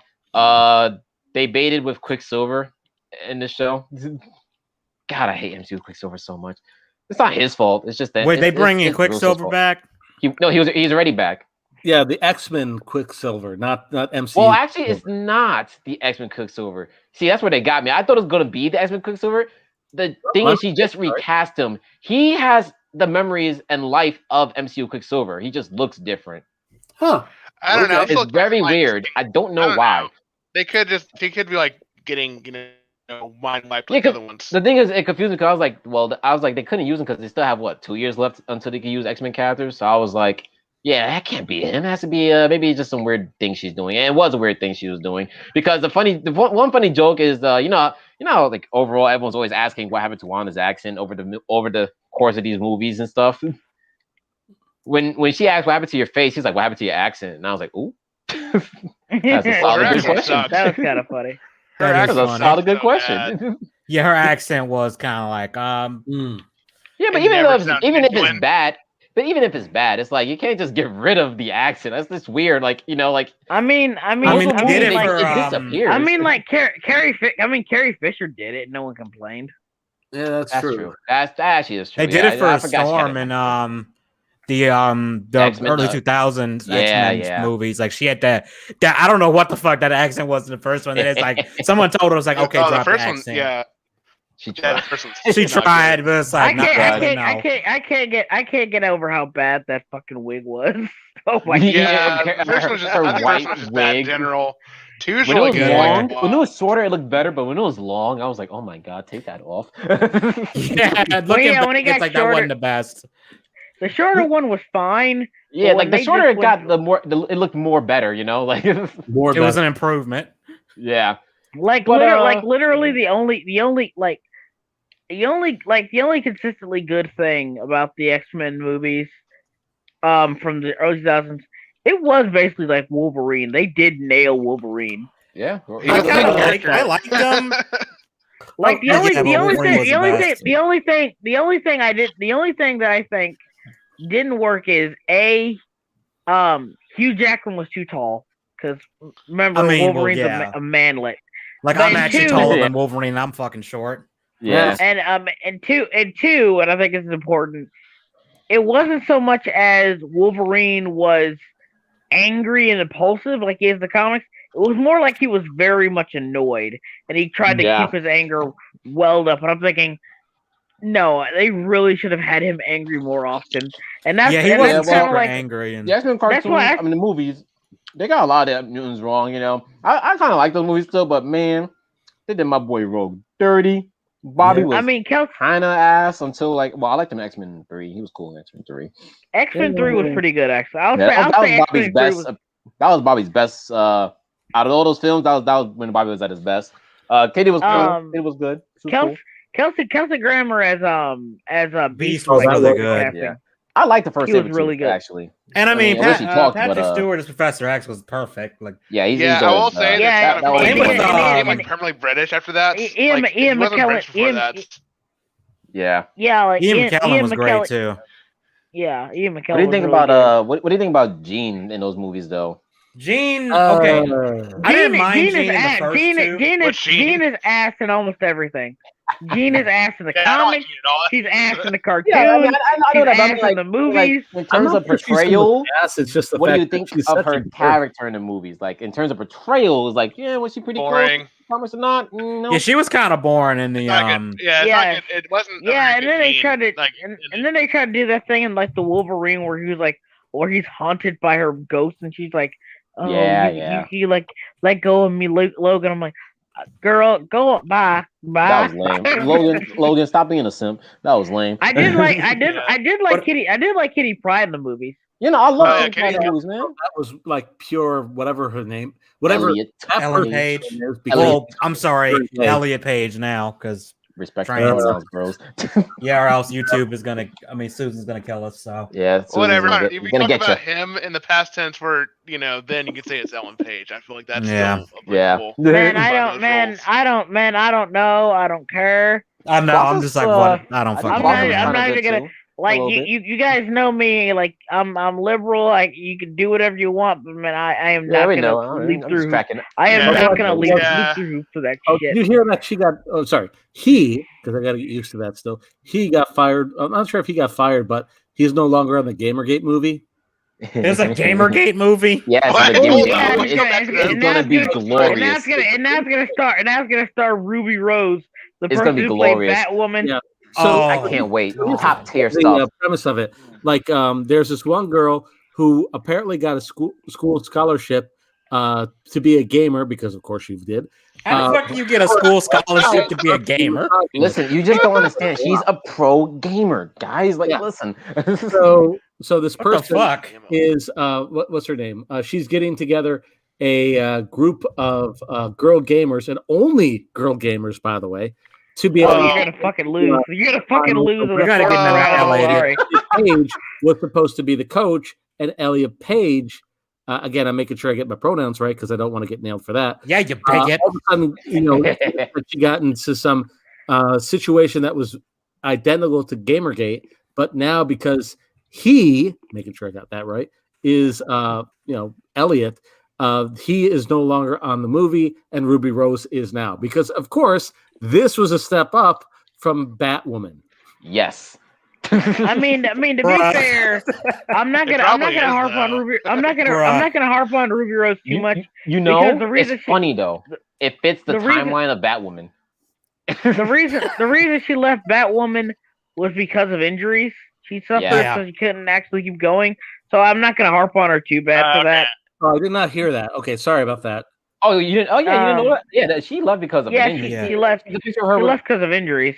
Yeah, when there was a picture of her walking with a cane, and that's how you know she must have suffered a bad injury. Yeah, she must have really messed herself up on that. She's a skinny woman too, so you gotta be careful. But here's one of the best parts about it though, in the new Batwoman is she didn't even come back to even cameo or use her voice in the voiceovers or anything like that. Right. I'm not kidding. So I guess it might have been more than the injuries. I don't know. Maybe they would listen. Maybe she said, "Man, this show ain't it." I mean, to be fair, okay, I got a funny story about that. So at the time the trailer came out, what's that guy's name? Dr. Shaman, or Sham, how you pronounce his name? He pointed out that if you typed in "cringe woman trailer," the fucking Batwoman trailer was the second result. That is hilarious. Oh my god! I made a video roasting the trailer, and I had to put that at the end because I didn't know about it. So I had finished and almost edited the video. I was like, "Oh shit, I gotta put this in here," and I had a screenshot of it and everything. It was so fucking funny. Gumby said, Superman, Kryptonite, Batman, Martha, Quicksilver, bullets, Captain Marvel, exaggerated swagger. I'm saying, man. I'll never forgive my man for dying from bullets. You are a disgrace to all speedsters. Sonic is shaking his head. Flash is shaking. Speedy Gonzalez is shaking his head. How you lose the bullets? Ever. People clown Hawkeye in that movie because Hawkeye shot at a guy with super speed. And I was like, okay, that same guy lost 2 bullets. Don't disrespect Hawkeye. He tried his best. Hawkeye did what he had to do. He worked with what he could. This man said, there are 2 people in the way. I could push them. You got Speedy Gonzalez man. You got Speedy Gonzalez this. Man, I done crossed the border 67 times, man. Right? You gonna tell me you can't avoid a gunshot, man?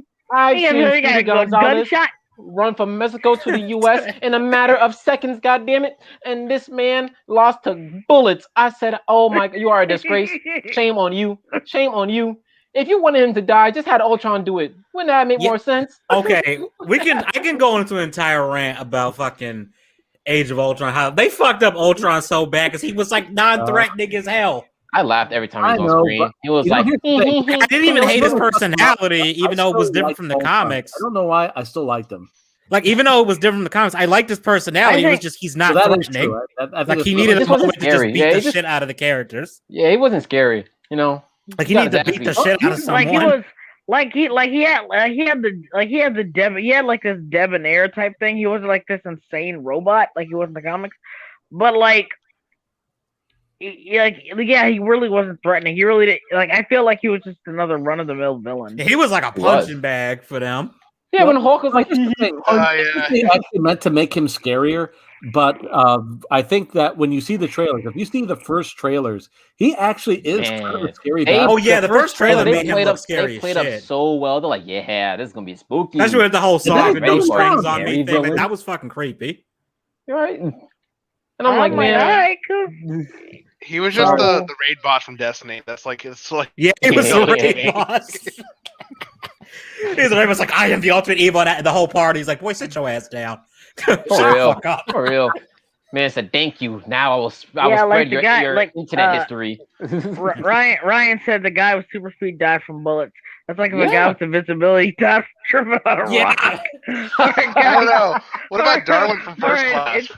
How do you kill a man who could have died?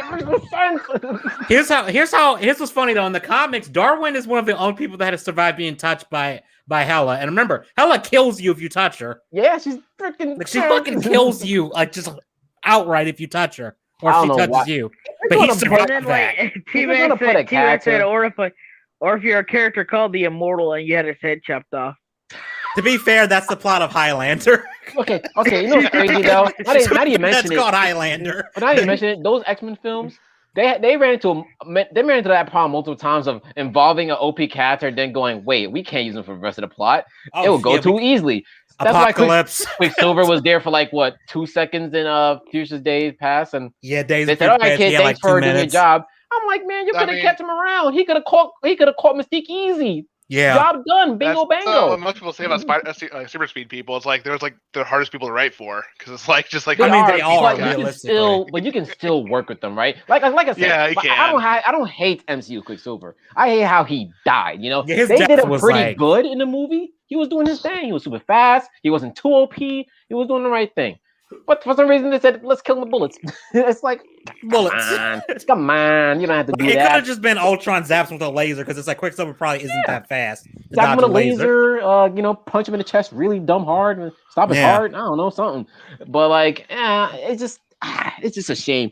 Because somehow more disappointing. They had to get rid of Quicksilver. They had to get rid of Darwin. It's like, come on, like these X-Men movies. I forgot Emma Frost was even in one of those movies. What did she even do? Wait, you talking about Emma Frost? Yeah, she was in one of those movies. First, she was in X-Men Origins Wolverine, and she has like 5 seconds of screen time. Yeah, but she was.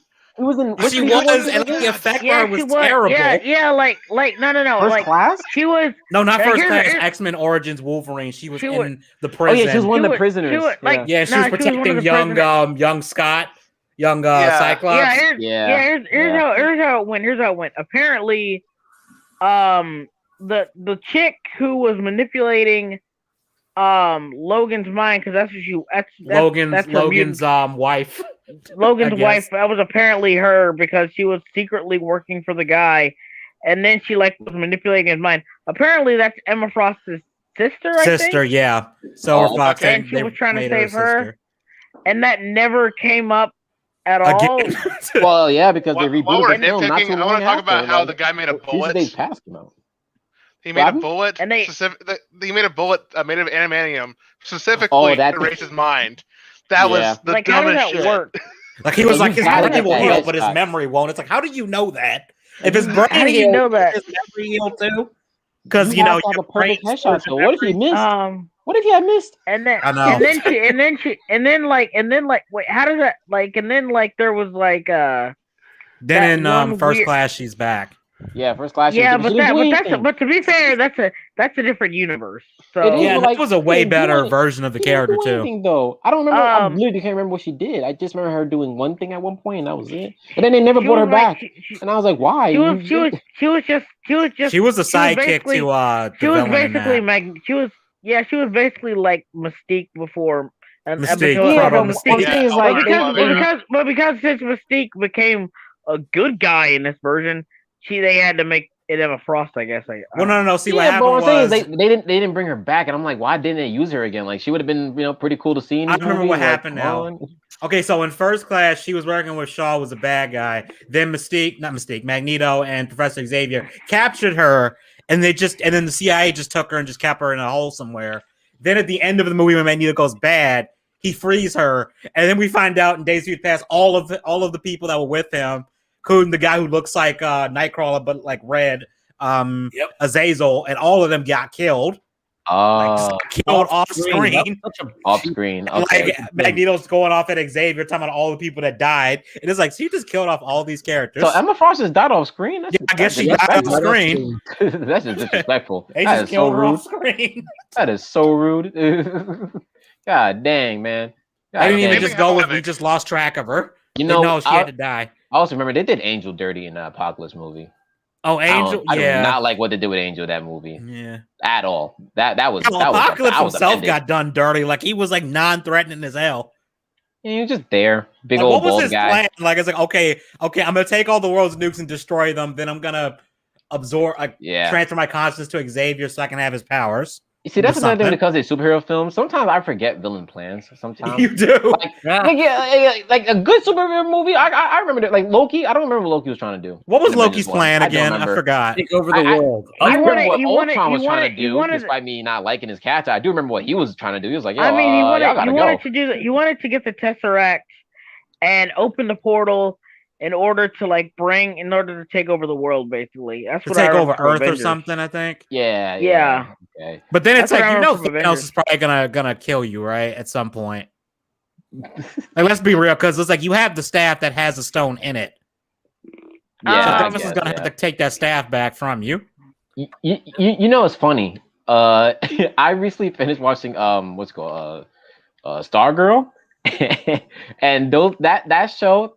I swear the villain's plan had me rolling because it got to a point where I was like, well then, should we stop them? You ever seen a meme where it's like when the villain's speaking facts and it's like the guy just pouring a drink, taking a good listen to like, well, he kind of have a point there. You got a point there, man. They did that with the Stargirl show where the ISA, they were like, it's like near the end of the show where they're like, finally, we finally got the villain's manifesto. Let's see what their big plan is. And they're like, the manifesto is like end racism. Go solar energy. We're not racist here as well, or because I heard that a lot of places they have to do that. Say they deny racism or some shit like that. Oh no, but everyone on the stream was a minority. You don't have to worry about that. Oh no, what I'm saying was like, so the thing is, right in the show, the ISA's whole like deal in the show, they kept saying they were going to make a new America, something that JSA kept trying to stop them from doing, and in the new America. Because Isaacul's like the one who's the one with the plan. He's the one who the reason everyone's united for this plan. And his plan is to just get rid of racism, save the environment, go green, get rid of human greed and temptation. And they're reading the manifesto, and Stargirl's like, "Are we the bad guys? Are we the bad guys stopping this?"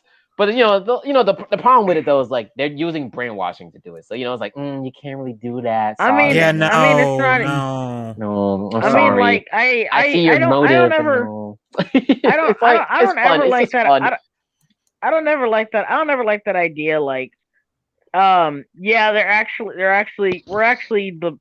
actually gonna save humanity by taking away your humanity. I'm like, then what's the fucking point? What's the point? Right? Like, and that's the point. So the villain's like, hero's like, you can't do that. And the thing is, I got to the point where Brainwave made a machine that's going to allow him to connect to like, at first they're only going to hit 6 states, but their machine and their plan has been going so well, they were able to at least hit half of America. So it was like, all right, a couple million, hundreds of millions. But the thing is, only one fourth of people will probably die during the brainwashing process because they're going to resist it. And they're like, oh no, yeah, we can't let that happen. You gotta go. And you know, it was just fun seeing it because like it was of all the plans, that's something straight out of like the comic books. And I was like, I did not see this coming. Like these guys are like, well then, you want to get rid of racism. Am I really gonna say no to that? As a black guy? I'm just gonna be upfront. I think like the whole you gotta think about it. If you're really gonna like brainwash, because let's be really, there's racist people out there. I'm not gonna pretend like there aren't, but it's nowhere near to the extent of like oh no, it's not just racism. I get it, weird, but it's not like. But I get what you're saying. I'm just saying like if you're gonna like say we're gonna get rid of all these flaws and basically like prejudice in general. Prejudice in general. I mean, I'd be like, at this point, like that, like what's the point? The point for them is they don't care. They just didn't care. Like high school was doing it because like he was like greed and temptation killed my wife. It makes this world dirty. People have Brainwave. He's doing it because he's like there is no such thing as a pure thought. When he first got his powers, he was talking about how like all he ever heard was nothing but impurity, and he's like you know we're gonna fix that with this plan. So all the villains have like their own reasons for it, but they agree at the end of the day that this will be better for the world, and that kind of made the show fun to watch because the villains are great because they really do go by any means necessary. They by any means necessary. But when you think about it, it's like. Aren't you yourself like basically a product of greed of like you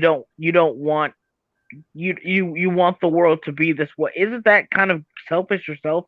Isn't that just selfish to say I want the world to be perfect, so I'm going to strip you of your humanity? Isn't that probably the most selfish thing you could possibly think of? It is. That's why I love the villains in the show because it's like they didn't sugarcoat it. They're not trying to treat the villains like sympathetic at all because first, they don't. None of these guys they're evil. They're just straight up evil. Are evil. Like when I say evil, like Brainwave, you know what he did in the show in the show to make sure the plan goes well. To make sure there will be no interruptions, he killed his wife. Oh shit! Because she was like, "I don't think this is a good idea. Sure. They're making you bad." And he's like, "Damn, I'm sorry, love." Drowned her ass. Yeah, honey, sorry. That's not the answer I was looking for. Exactly, just like that. And then his son the whole time just thought his mom died a long time ago from drowning in a pool. I guess kind of a silly story to believe, if you ask me. But okay, he fell for it. And then he killed his son later on the show too. Oof, double kill. Yeah, I was like, oh my god, these guys are evil. Like holy shit, this is evil. But the show was cool. It had Grundy. Yeah, it had Hourman, all those other guys. That I didn't know much about. They're having a season 2, so that's fun. They're doing Eclipso. I don't know how they're gonna get that done, since that dude is OP. But it was just a fun show because the villains were fun, a little savage. That villain plan just had me laughing because I'm like, I haven't seen a plan like that in so long. Everything's always just world destruction, kill everybody. Yeah, that's great because usually like the CW shows usually suck, honestly. But the thing is, it didn't start as a CW show. That's why it was remember the DC Universe streaming service, that failure. It was a DC Universe show. But since that wasn't going anywhere, they're like, all right, just put on the CW. And the sad part is that because of that, everyone does think it's a CW show, and that's why a lot of people didn't watch it. They're like, ew, a CW show. When it's really not. I mean, Just Johns is behind it himself. That's how you know it's not a CW show. Isn't Supergirl CW too? Because that is fucking terrible. Yeah, Supergirl is CW, Batwoman is CW, Flash is CW, Legends of Tomorrow. Those are all CW. Arrow is CW too. My problem with Arrow was like they made him like way too much like Batman. They did. Like Green Arrow is not Batman, but y'all made him Batman. See, that's why I will say there was only one good joke in the CW I love, and that's when they actually do go to Gotham. This is when they first introduced Batwoman, where Barry and Oliver had to go to Gotham, And Bear was like, "You fake ass Batman." he's like, "I came first." And Bear's like, "Okay, sure. Whatever you want to say, whatever makes you happy, whatever you want to believe, Oliver." And I was like, "Damn, man's got roasted by Barry Allen." Very fucking. Think about it, like what you think about it, like Green Arrow is kind of like Batman in a lot of ways, but like he really is just chipper, upbeat Batman. Yeah, yeah. Like, but the story, or at least his origin is different. You know, the whole stranded island thing. Thank God he has that. This nigga got his powers from getting high. Getting high. Oh man, that was great. Yeah, those CW shows are just they're amazing. You know, it takes a real special skill to write so badly like that. It really does. It's like magic. Watch unfolding me before your eyes. I was watching this guy Thorius Unlimited. He does like reviews of episodes. I know what that is. Yeah, there were points I was like, is he fucking for real? Like I almost went to watch the show. I was like, is he bullshitting? Like is he exaggerating this shit? He's not. And then I saw the clips. I was like, oh, he's not exaggerating. Oh my god. I gave every CW show like one season of a watch. Man, oh, you're better than me. Like I watch like little like scenes and like clips online and like cross reference reviews. And people like was like, oh, y'all was saying the same shit. Supergirl is so painful. I was actually offended as a black man that they tried to appease me. It offended me as a black man. It just got so bad at season 2. I remember. I don't know. I remember this one clip I saw from Supergirl. I don't know what it is, but they said it was John. It was Martian Manhunter, right? It was John Jones.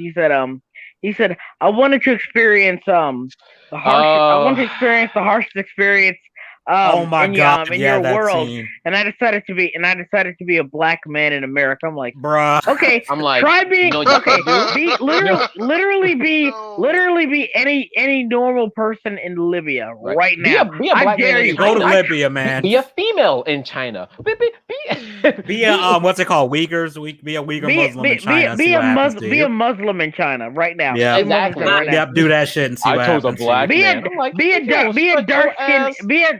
Be a dark skinned Indian in India.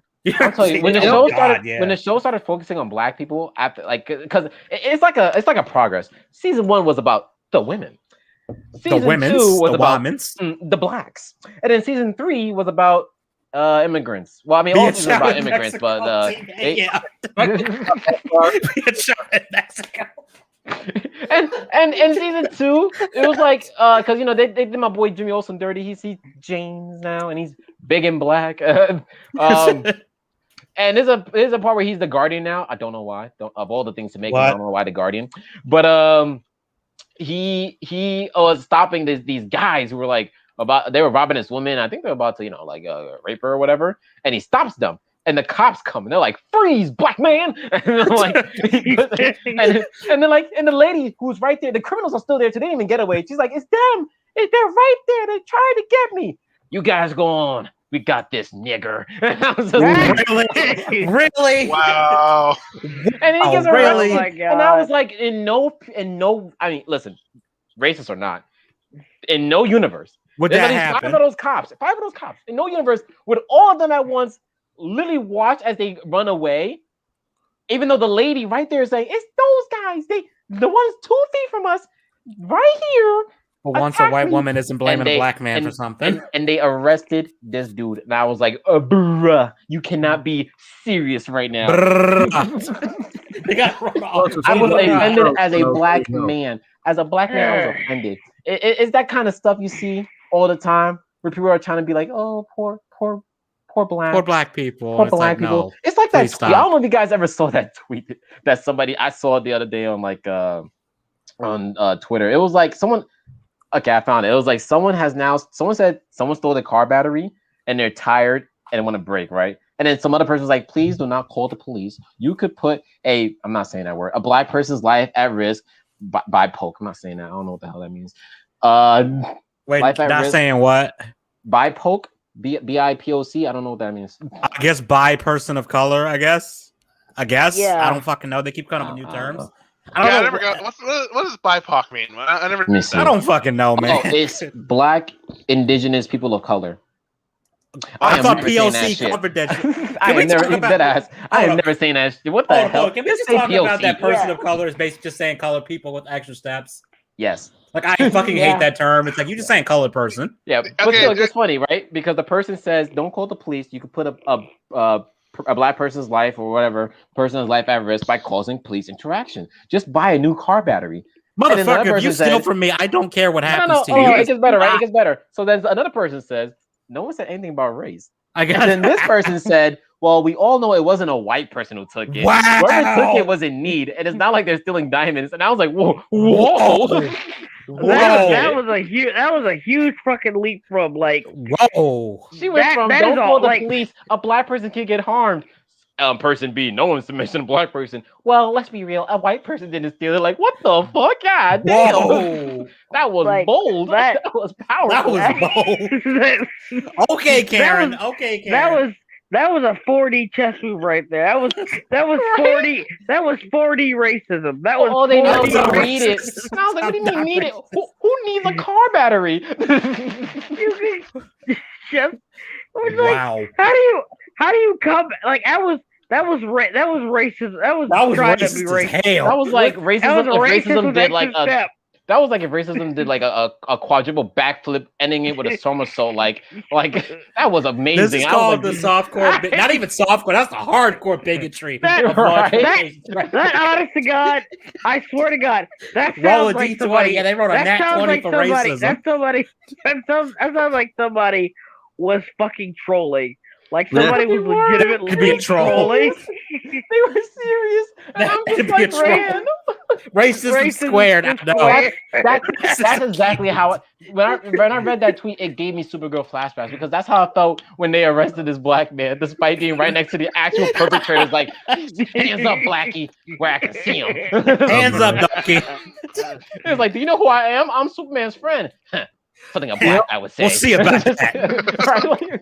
You know, I hate to bring this up, but I just realized that the main conversation that we're supposed to be having about MuhAss Effect, something else, we haven't even touched on yet, and it's we have not. Oh my god, we have not. We went off. We went way out of tangent. Okay. Let me just. I didn't know how to lead into it. To be honest, I honestly God didn't know how to lead into it. I'll lead into it. Like that? So Miranda's ass in Mass Effect.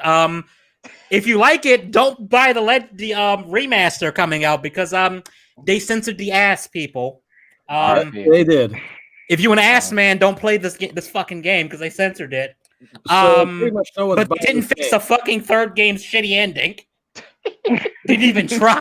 Because of course the whole thing with the ass was the most important part, not fixing the fucking ending. Oh, and keep in mind, I'm pretty sure the sex scenes are intact, where like you get to see Miranda take her top off.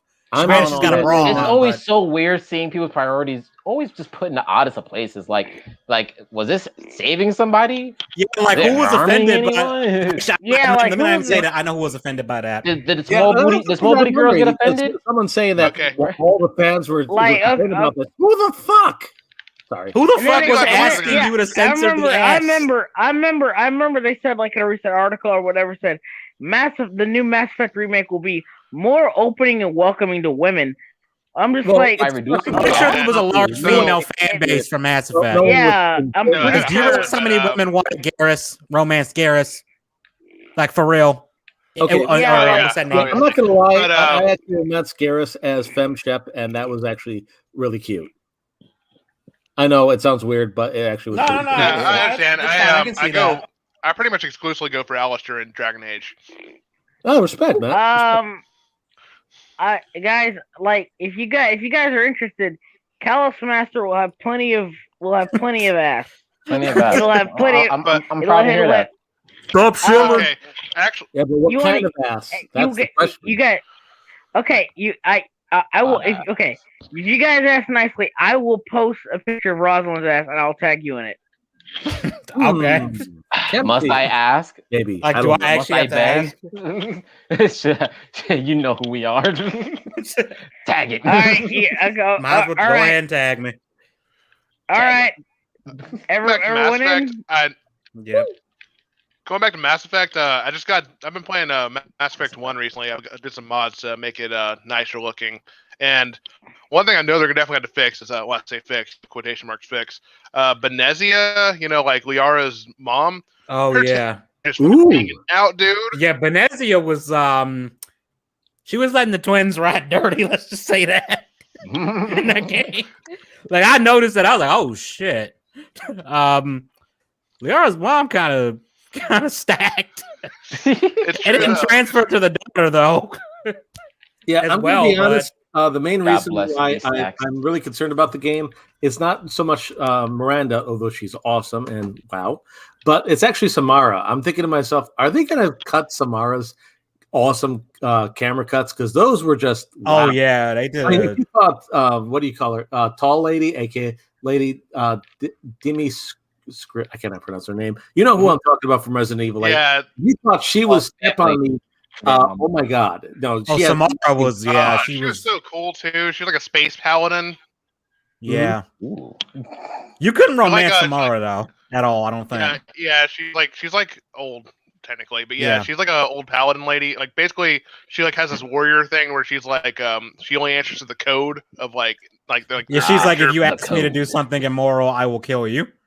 If that goes into my code, I will kill you. Yeah, but the camera angles for that were just so awesome. I mean, you have all right. It's on Twitter. I can't go back now. I can't go back. It's too late. You've done it. Thank you, Slim. Thank you. Don't worry. I'll Quinn, remember what's this. up? I'll remember this day. I owe you for this. You so like when they first one day Kill Bill situation, except with Slim. Kill Slim. Kill Slim. Good luck. Yeah, Good luck, motherfucker. I have nothing against Slim. I think he's awesome. I don't want him dead. No. Don't worry, Slim. I got your back. Well, I'll savor those 10 seconds as they slaughter you. Don't worry. I can take an army of people. If it's for the booty, getting booty is more important than eating food. It's more important than drinking water. Booty water. Oh my god. Okay, did you guys see it? Yeah, I saw it. Nice. Oh my god, this is beautiful. Noise. Light faster than the speed of light. It's Thank crazy, you man. for watching and listening. This is just the best thing ever. Yeah. Wait, question about the Mass Effect remaster. So that's like coming out soon, right? I think so. Yeah. Soon, yeah. Aren't they having a fourth game anyway? Yeah, they kind of said they're planning it or something. An actual fourth. Sorry. Oh, actually, I heard it was going to be set in the Andromeda universe still. Oh, fuck that shit! I'm done. Yeah, I'm not a Mass Effect fan. I know what that game is. Face is tired from everything. Be gentle. I'm slow. That's right what that game looks like. Mass Effect Legendary Edition is going to be coming out May 14th. Oh, okay, so we got a little while. Yeah. Wow. Yeah, we don't care. Well, the modders are going to get to work, do what they usually do. Oh, yeah, the modders are going to fix that shit in a heartbeat. Fix wrongdoings. Like I said, the main thing I'm worried about with that remake, really, for me, is them saying like class-like things won't be like restricted anymore. I'm like, oh, that sounds terrible. Because that's stuff that you can't really fix as well with modding. Yeah. Like the modders could always just put the camera scene back in if they wanted to. So are they gonna? So the class restriction thing, is it like an Andromeda where you could just switch classes whenever you wanted to, kind of? I'm hearing get rid of like the weapons. Like you can, because like if you're playing as a in the first game, playing as like a biotic person or whatever, you couldn't use certain weapons. Yeah. So. Hey guys, you want to know something? You guys want to know something really fucking funny? Something I just realized. What? What's up? There's so much outrage about this whole thing. I even named the fucking stream after it. We only talked about it for 3 minutes, and now we're talking about the actual game. Like it's almost like it was never a big deal to begin with. There was just a bunch of fucking Puritans going off on Twitter making a big deal about it, and people actually care about the fucking game. I didn't even want to make a video about it because I was just like, okay, what am I going to say? This is stupid. Please stop. I'm sure the person who made that original tweet probably just said that in anger, and they're like, okay, I'm just gonna move on from this because I had. Yeah, I wonder who that could have been. I wonder who the hell that could have been. Let me talk about one of the things I fucking hate about Twitter, right? Someone will deliberately say something they know is going to piss people off and then say, "Ha, look at all these people mad because I made a statement that actually is incorrect and people are correcting me." The man babies are offended, and it's like no, we're just pointing out how retarded you are. That was very stupid, and you should be ashamed of yourself. Yes. God is watching, and you have failed him. I hope you can repent for your sins. We can't expect God to do all the work, guys. We have to curse the idiots ourselves. I get things wrong. When I get things wrong, you know what I do? You say my bad. I take the L and I move on. Exactly. I take the L and Wayward, you know me. Wayward no more than I fuck up. I do. I take the L and I move on. That's all you gotta do. That's what I do. All you gotta do. I don't like it. It's like getting fucked in the ass. I don't like it. but it's over with. It's over. It's done. So I just move on afterwards. You know, that's you just remind me. You just remind me. Kind of off topic, but so like I don't know if you guys heard it. Like they're putting Kingdom Hearts on PC now. Wait, Kingdom Hearts is coming to PC? Yeah, every single game. All of them. Oh, okay. I might have to play that. Granted, some people are mad at the pricing. What's the pricing? All of them, every single one of them is like 50 to 60. Individually, or is it like all of them together? In the pack, cause you know, like Kingdom Hearts 1. Oh, that one. Kingdom Yeah, Hearts that one. 2.8 has what? That has Kingdom Hearts 1 and 2 with it. Yeah. They have Kingdom Hearts 2.8, which has in the card one, and then the next one has like the 2.8. Yeah, so those games are going for like 40. 2.8 is a real game. So is 3 on PC too? Coming to PC? No. It's like 3 is coming to PC too. 3 is coming to PC? It's about. I think it's about like overall like 6 or 7 games in total. I think it'll be a fair assessment. Hold up. Instead of just making one big like I don't know bundle, it's just like they're selling a lot of these games in. But it's only on the Epic Store. Fuck. Yeah, it is. Okay, see that makes sense. Fuck that shit. Now that makes sense. Now the pricing makes sense. I didn't know it was in the Epic Store. I'm pretty excited about 3 on PC. Just for like 1, I'm pretty excited for modding, and 2, I'm getting tired. I've been playing on the PS4 out here. It's terrible. It runs so like it takes up like. I'm like, oh man, I'm so tired of seeing your Kingdom Hearts Twitter. Who are you tweeting to? Who are you tweeting to? Actually, I would actually want that. Yeah, Kingdom like 3 is gonna be $60 too. Twitter. No, it's not Kingdom Hearts Twitter. It's Kingdom Hearts Instagram, guys. Oh, you're right. Still, my question still stands. Who is this for? It's still fucking stupid. It's still unbelievably fucking stupid. Don't get me wrong, but like it's just fucking stupid. I don't know what the fuck they were thinking. Like, just fucking stupid. Yeah. Who the fuck? Like, who the fuck? I want to know. Like, you just told everybody selling there's Melody and Melodies for like $60, and I don't know why that game is $60. Wait, that's the music one, right? Yeah, the music one they recently made. I don't know why. Why the fuck is that $60? I don't know. I really don't. There's nothing about that game been like $40 or something. There's nothing about that game that can never be a value of $60. But considering it's Nomura, expect it to tie into like the next 7 games. Oh hell, they already confirmed it will. This game. Don't forget the phone game too. The phone game's canon. They already said it. There's gonna be cutscenes that's gonna. Now to be fair to the phone game, they did introduce that in Kingdom Hearts 3 in a really clever way. Where with the movie, right? That they put with it. No. Well, near the end of the game, you fight like the darkness thing, and you get like a bunch of old Keyblades to help you. Oh yeah, and, the mobile game. Yeah, in the mobile game, and like what they show is like all the people who beat the mobile game on there as you use those Keyblades. And I'm like, okay, that was kind of a clever idea. That's actually like it shows all. Yeah, it's actually all the people who beat the mobile game got put into Kingdom Hearts 3, and they're technically helping Sora because they were the old Keyblade masters. I thought that was kind of cool. I'm not gonna lie. That's cool. Yeah, it's just weird. Because I already started seeing memes where people were like, "Oh man, I can't wait to start modding," and you see like Ichigo next to freaking Sora. That's funny. That's funny. How? I saw one where it was like, I can't wait to. It's like I can't wait to go on an adventure with my friends, and it was Sora next to Doom Guy, and I was like, "Oh boy." I mean, I actually modded Sora into Final Fantasy 15, so you know. Yeah, I'm just gonna. It's gonna be funny to see what the modded community does with this because I'm gonna have a good laugh out of it all. Man, way to just kill me like buying this shit. It's like you put it on the fucking Epic Store exclusively. Fuck. Yeah, I know. Stop. Just put it on Steam, damn it, or put it on both. I don't care.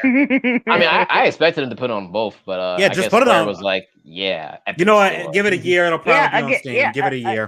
Like I said, give it a year. It's gonna be on Steam and have better prices. Probably more fair prices. There's no reason some of those games should be over 40 when you could buy the PS3 version for like I don't know cheaper, way cheaper, $20. A lot of those bundles are like $20, like in stores. Like why is it almost 50 again?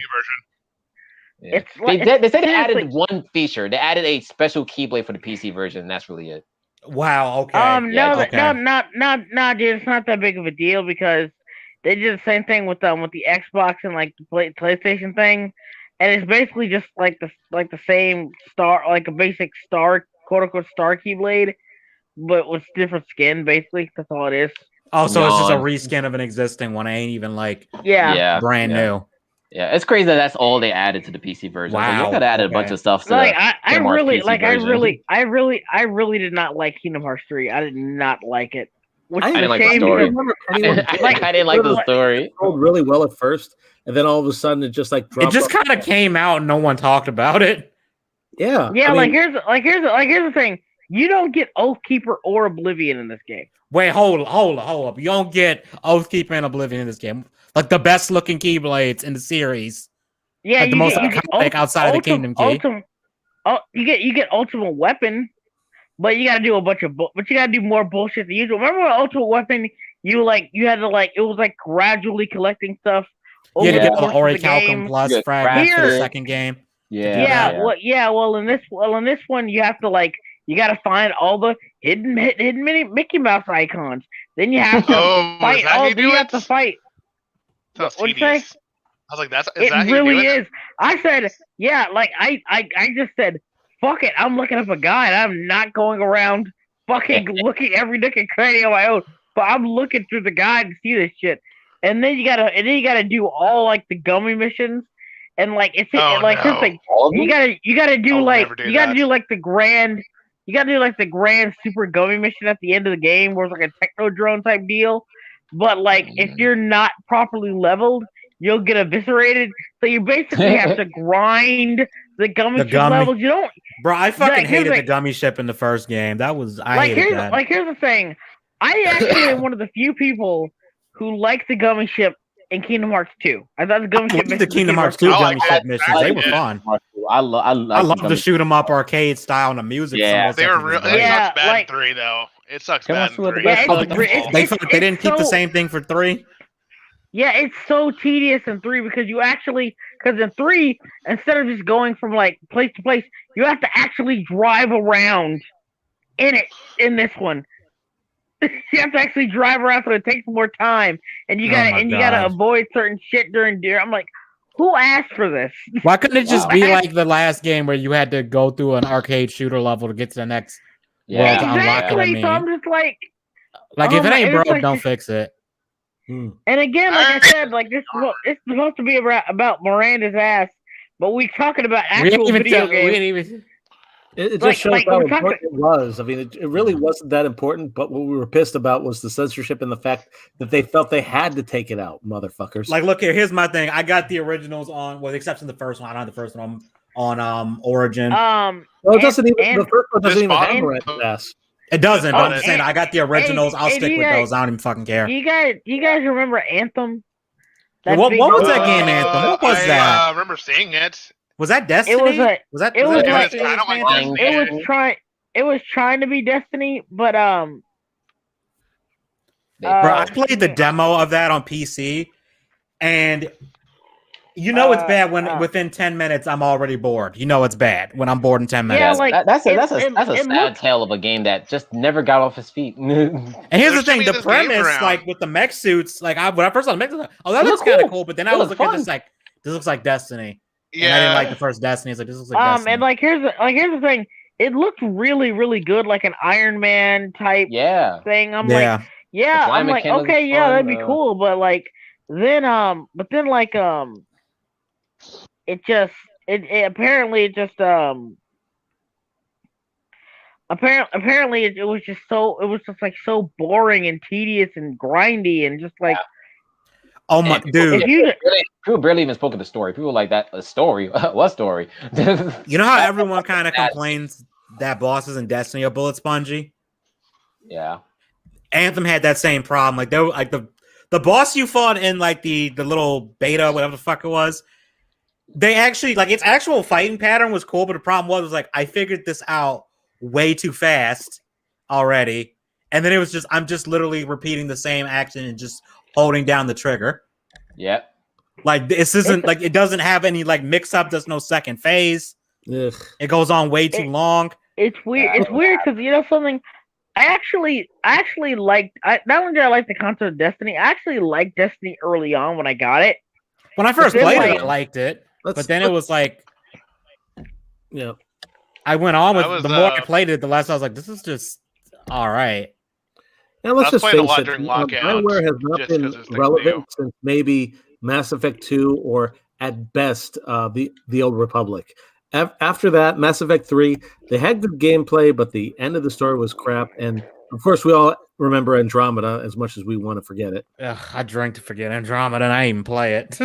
I didn't play it, so I watched someone play that game, like no commentary, and I was like, "This is some bullshit." Well, here's something funny. I recently did a poll just because I was curious.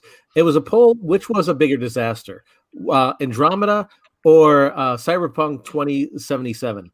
Andromeda. And I let people Andromeda. The kind of context at least when it comes to Cyberpunk, people said they had fun with it still. Yeah, I'm still. People had fun with it. I like what here's the thing. I played it. I beat the game. I did like most of the stuff I could. Yeah. It's something that I would definitely. It's something that's not perfect. Yeah. But I still had fun playing it once. But I'm probably never gonna play it seriously ever again.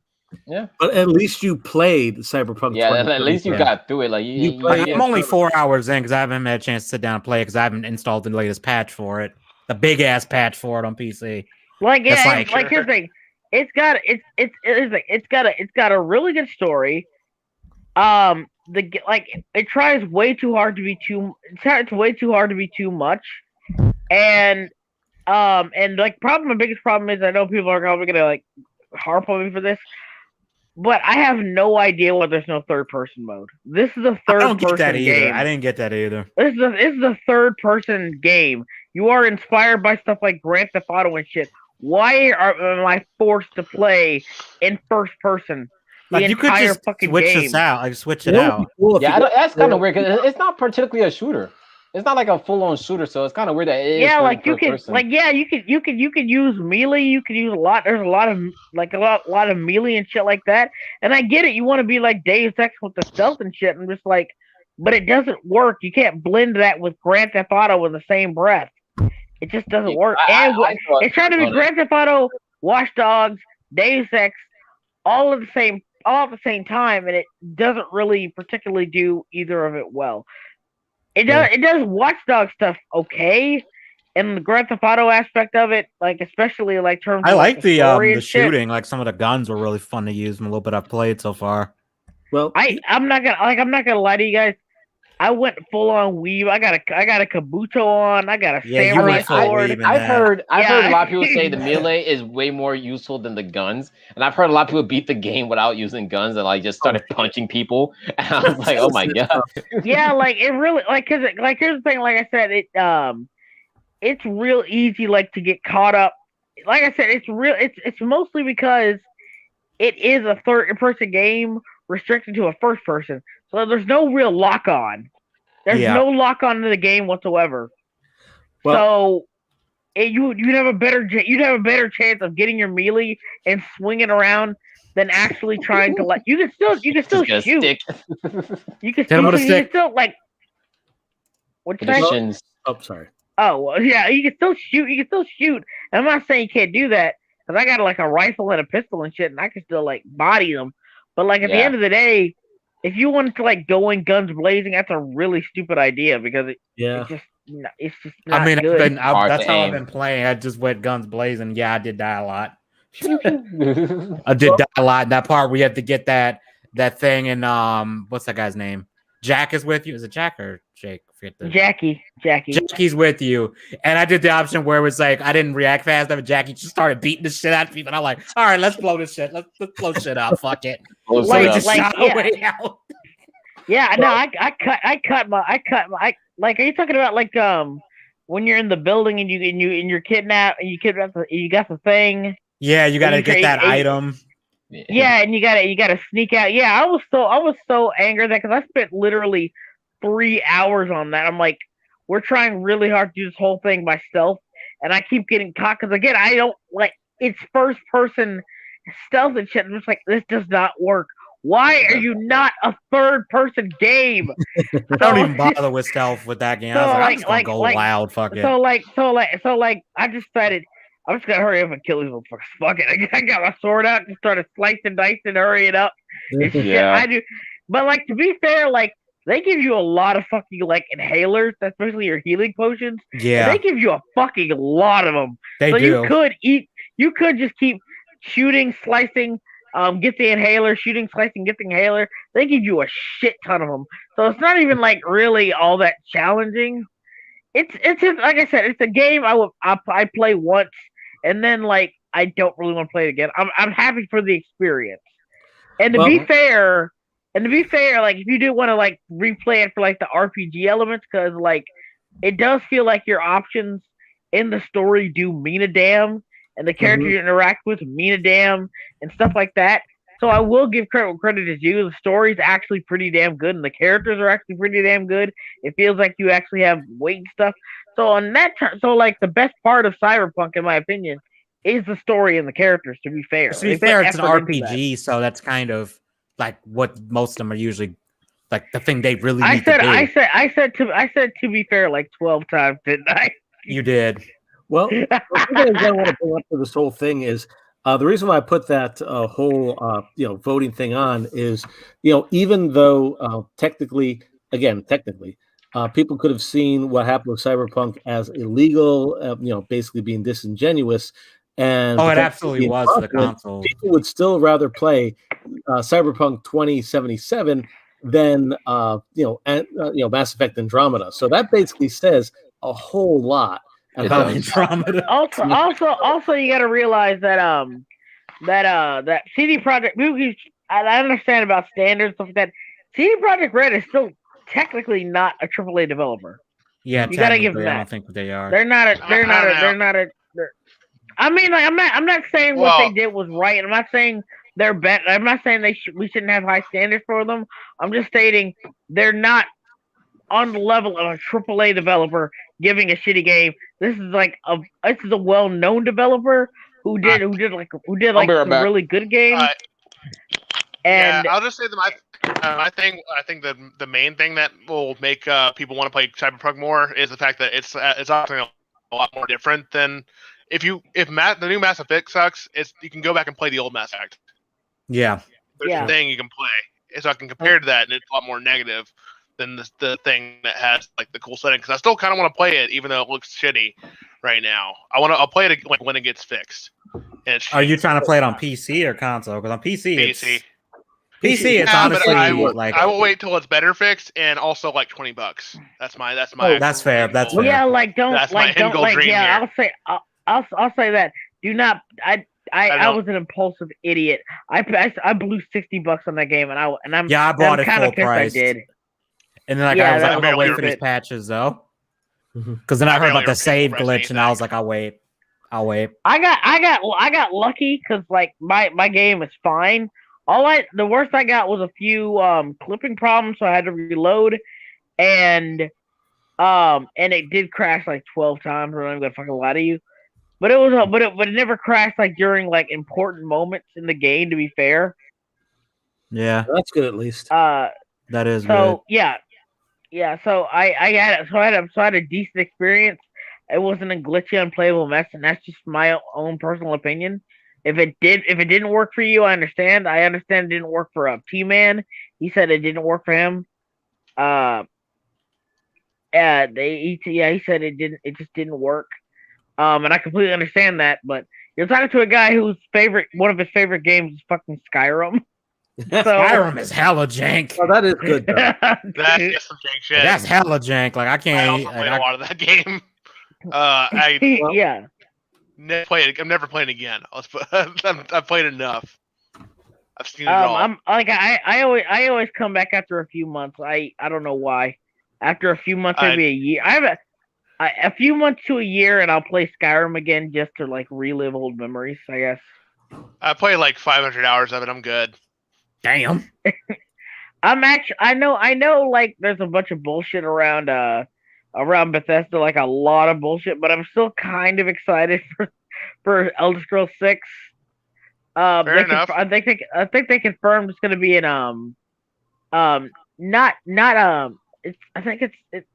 it's High Rock. I think it's going to be where it's going to be at. The Black Man place.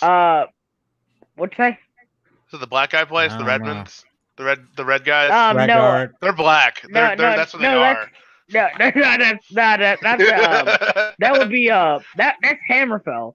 No, red. Okay, whatever. Yeah, I was like, High Rock is the Bretons who are half human, half elf. Okay. So that's what that's gonna be. I do think it's funny they have a race of just black guys. That's their mythical race. Like, yes, and there's the black guys.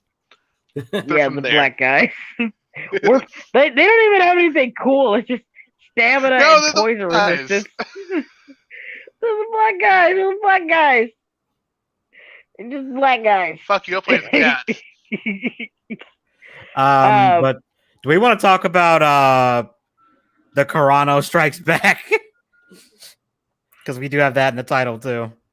I'll wait for Bags to come back. All right. I'll let you guys talk about that because I pretty much haven't kept up with that very much. I mean, I know like the snippets, but that's about it. It doesn't matter. It's all stupid. It really is. It does seem very stupid. Like it's unbelievably stupid. It really we'll is. Get to it in a second. I haven't really watched much of Minority. Well, what can you say that hasn't been said already, though? I haven't watched Mandalorian, so I'm like, fuck Disney. I ain't buying Disney Plus. I only watched the first season, and that's because I had like Disney Plus for free at one point for a little while, and that's about it. I had it free for a year, and it's about to end like this month. Hang on, I'll be right back. It's not really that great of a service, really, though. I can't really speak for everybody because I rarely ever do these streaming services. I genuinely do not care about most of them. Like I have enough things to watch. Yeah, my whole thing was it was just okay. This is all Disney shit, and it's like the Marvel movies. I've seen them all, and I'm superheroed out. And then you got the like old Disney movies, and it's like I don't really have a strong desire to see those. And then anything that's not Disney, they censor. I mean, they freaking censored Splash's ass. Yeah, I saw that. What is it with this generation and not liking asses? It's like, did it ass? Are they all boob people or something? Like, are they just like hardcore boob people? Like, what the fuck is going on here? And not even the boobs. I mean, with that's right. They don't like tits either. Splash is Daryl Hannah was running back to the sea. She was naked, but you couldn't see her boobs. But in the original, you could see her butt. But for some reason, they decided, we should add more hair because that's a thing. I guess their thing is like they're a kids network. I don't know. It doesn't really make too much sense because they have what the fuck? Yeah, that's like I don't understand why they don't just saying, but still. I don't understand why Hulu and Disney Plus are two separate things. It doesn't make any sense. But I do have Hulu, but I think they partially own Hulu though. I don't know if they completely own it. That's because it was recent though. That was a recent merger. It's like with Fox. Because I bet they has to stay for a certain amount of years or whatever. I bet that is the end before they completely absorb Hulu. Yeah. Do they fully own it or do they just partially own it? Because I'd like it's like Fox owned it. Yeah, they partially owned it with Fox. That's why.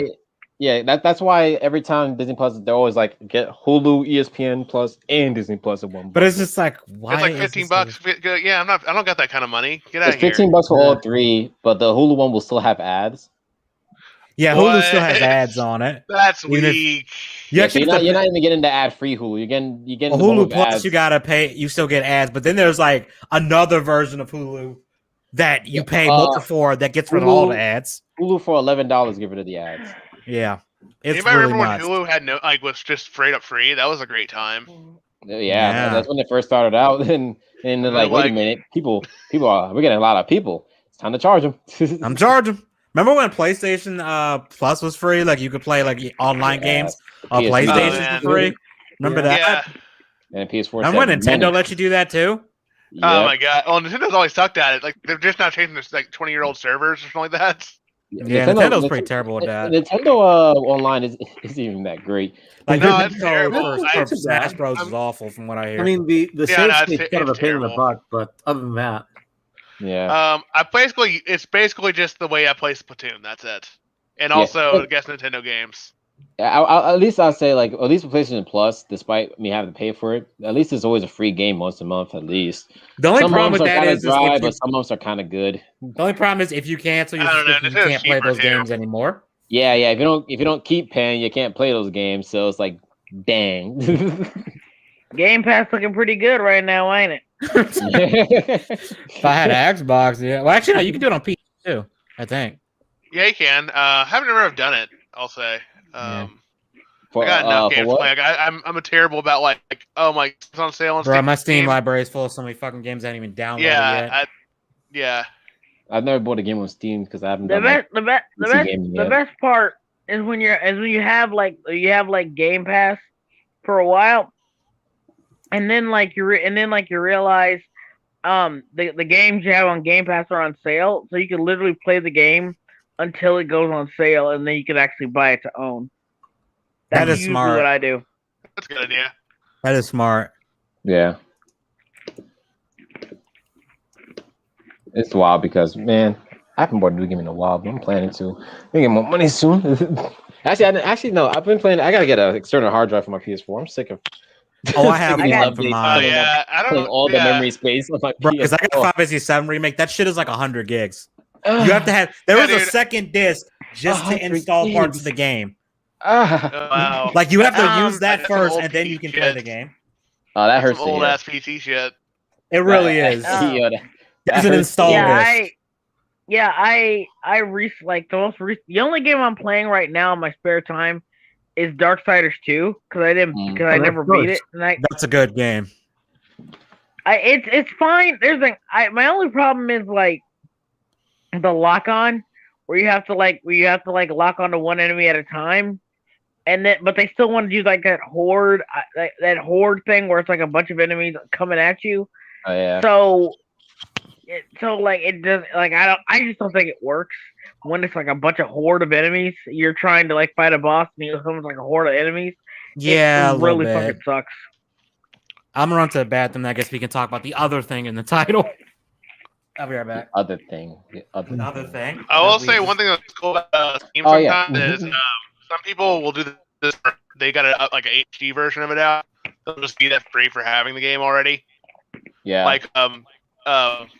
Definitely had Darksiders 1. They did the remaster for that, and they're just like, oh yeah, here you go. It's in your library. I was like, oh, thank you. I'll play it maybe. Yeah, I got I only got it because it was on sale. Because I got Darksiders 1 and 2 for $12, and I was like, "Oh shit, cool." Yeah, that's how I buy most of my games. I'll just oh yeah, $12 for 2 games. Yeah, I got that kind of money. And then it's got all the DLC shit too. Yep. So I was like, okay, cool, I'll do that. Sure, it's no problem. I'll spend my money on it. I'm a very modest person. I don't really spend my money on a lot of shit except video games and junk food. Pretty much it. Good choice. Okay, all my money goes to food. Just a glutton. What did I miss? Yeah, barely buy video games. I'm trying to save mine so I could eventually buy an arcade. Ooh, nice. I mean, it wouldn't be one of those fancy ones. Just buy a bunch of those one-up machines and just sit there with some popcorn and just listen and enjoy. Just start playing, having fun. Oh yeah, eventually I'll play. But I don't know have any of you lived in the 80s or 90s? Nah. Well, 90s, yes, but young. Okay, well, one of the coolest parts I'm about old, that yes. when you actually went to an arcade, and I swear, even if they weren't selling popcorn, there was always the smell of popcorn, and just junk food overall. And it was just one of the coolest experiences. You just hear the arcade, you know what you're getting into, and it was just so amazing. I mean, you might only play 1 or 2 games, but it was just such a great experience. And it's one of those things that I don't feel that we get anymore. Yeah. And I would love to just be able to have a basement, have a bunch of arcade games, and just enjoy that experience. One day I want to have a basement with some arcade stuff. Respect. Cool. I want. I've been eyeing that 1-up for Marvel vs. Capcom, but it's so it's like can't just drop $300. Yeah. Like I don't care. I'm basically saving money, and I'm going to buy as many of those 1-ups as possible. If I have to, I'll just get a bunch of TVs for my PlayStation 2. I have the Capcom. What do you call it? The Capcom arcade collection for PS2. I'll just find a way to be able to get that going. Oh, I actually had, because I recently got my PS2 back. I had to get a cable that's like basically it allows you to use HDMI with it. It upscales like 720p. Ooh, nice. Wow. The only downside to it is it looks kind of dark. Like the image looks way darker than it normally should. But that's about it. And it's only certain games. I don't know why. But considering it's like $20, I mean, I ain't complaining. Yeah, that's definitely a very nice price. Hook it up to I can hook it to my 4K TV and play like I was trying to play this old racing game on there, which I forgot how hard that game is. What's it called? Kinetica. Kinetica. That sounds weird. It's a weird, it makes no goddamn sense when you think about how, what they're doing in that game, the racing. You know the best arcade game within a video game? What? Wow. Go for it. Geometry Wars. Geometry Wars, yeah. Geometry Wars. Geometry Wars. It was Geometry Wars Deluxe or whatever, and it was basically like in a racing game. And I'm looking at it right now. This looks pretty fun. Had some friends used to play that. Yeah, this looks wild.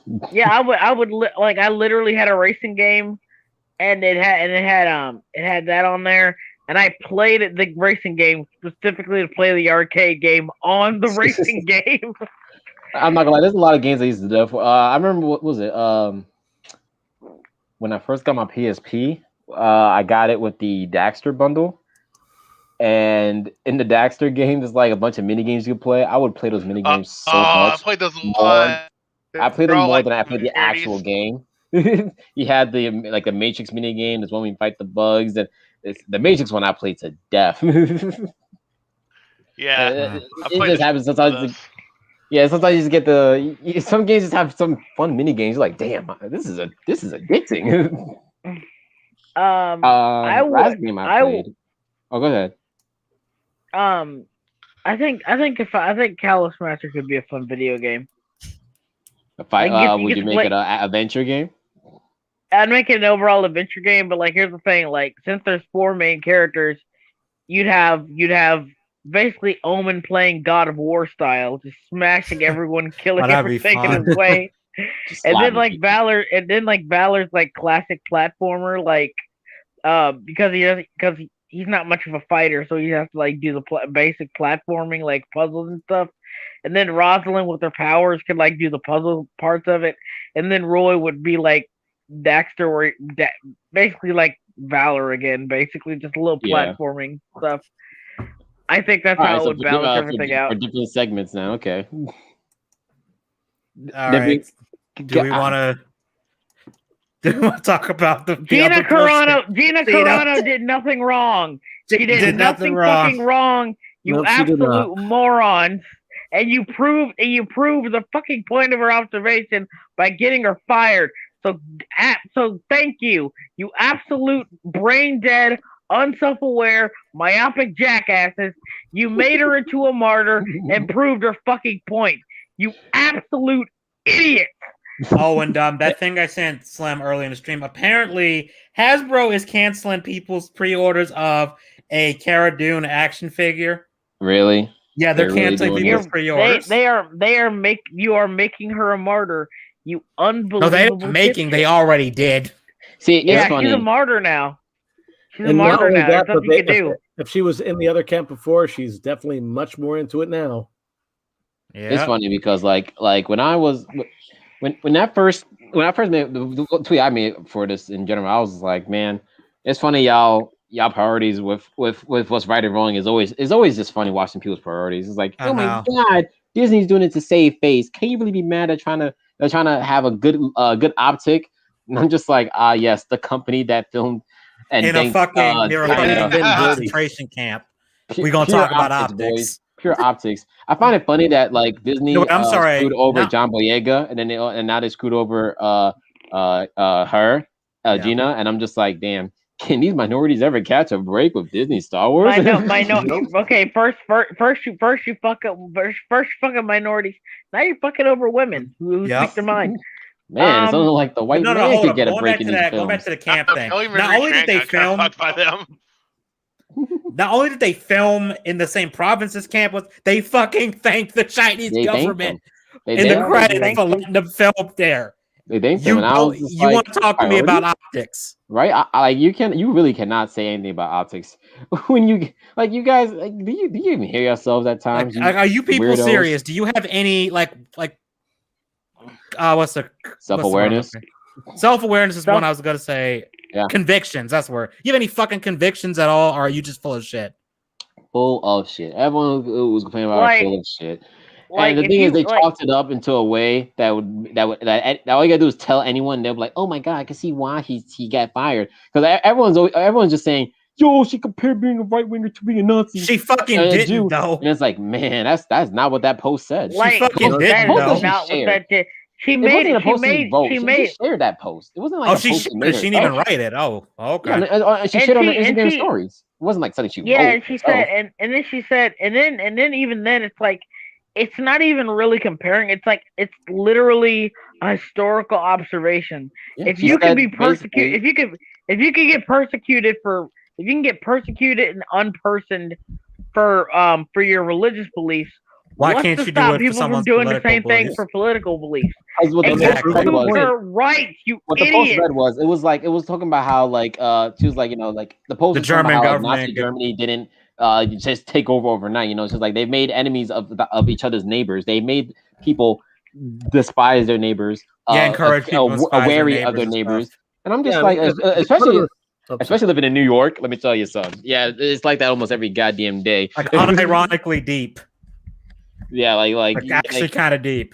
And people are like, it never happened. I don't know if you guys ever remember that one story of that kid who went to school and wore a Trump hat and got his ass beat. Yeah, I remember that. That kid got murked, and I was like, damn, son. And I was like, you can't really say it's not happening when stuff like that happens. Yeah, when shit that's happening, we gotta. But when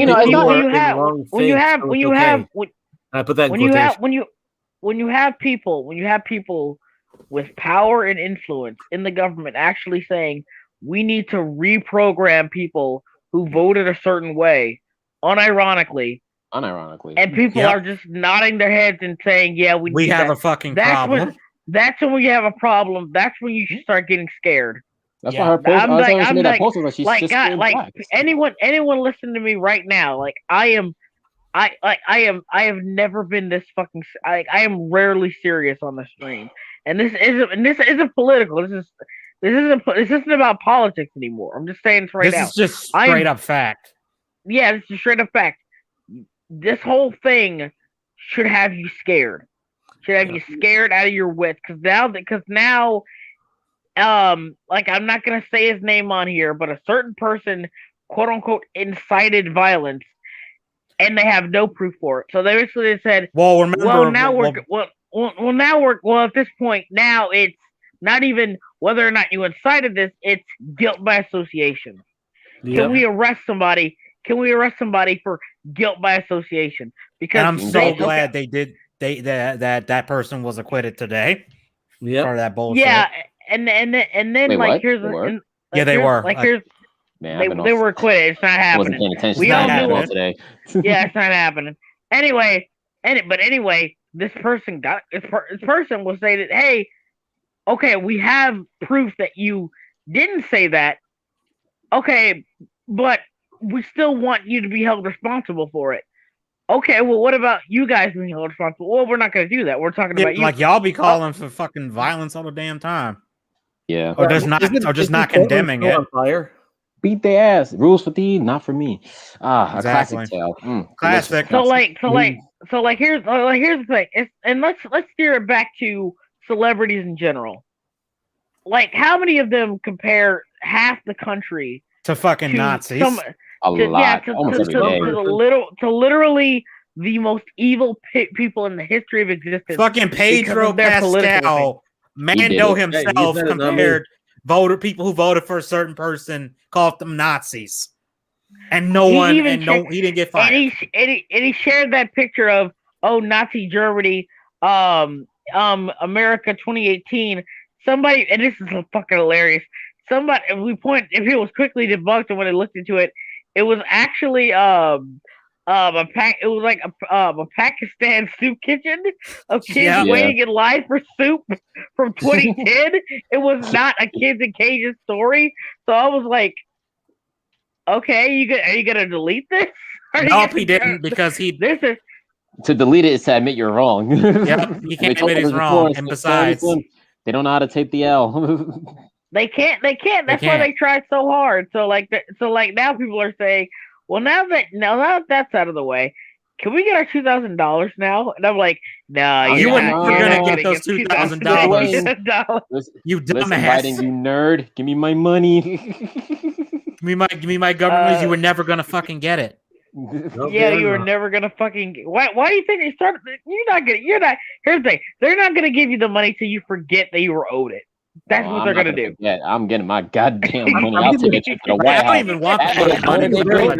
I'm popping a goon. Never gonna get it. I want my money by Monday. Never gonna get it. Never gonna get it. Never gonna get it. Never gonna get it. Never gonna get it. Never gonna get it. I want my money by Monday. That reminds me of Grand Theft Auto San Andreas. Oh man, that brings you back. I came all the way over to this motherfucker. I want my money. That I would walk into that White House. I would look Joe Biden in the eye, like, give me the money, Biden. 2000, you fucking nerd. I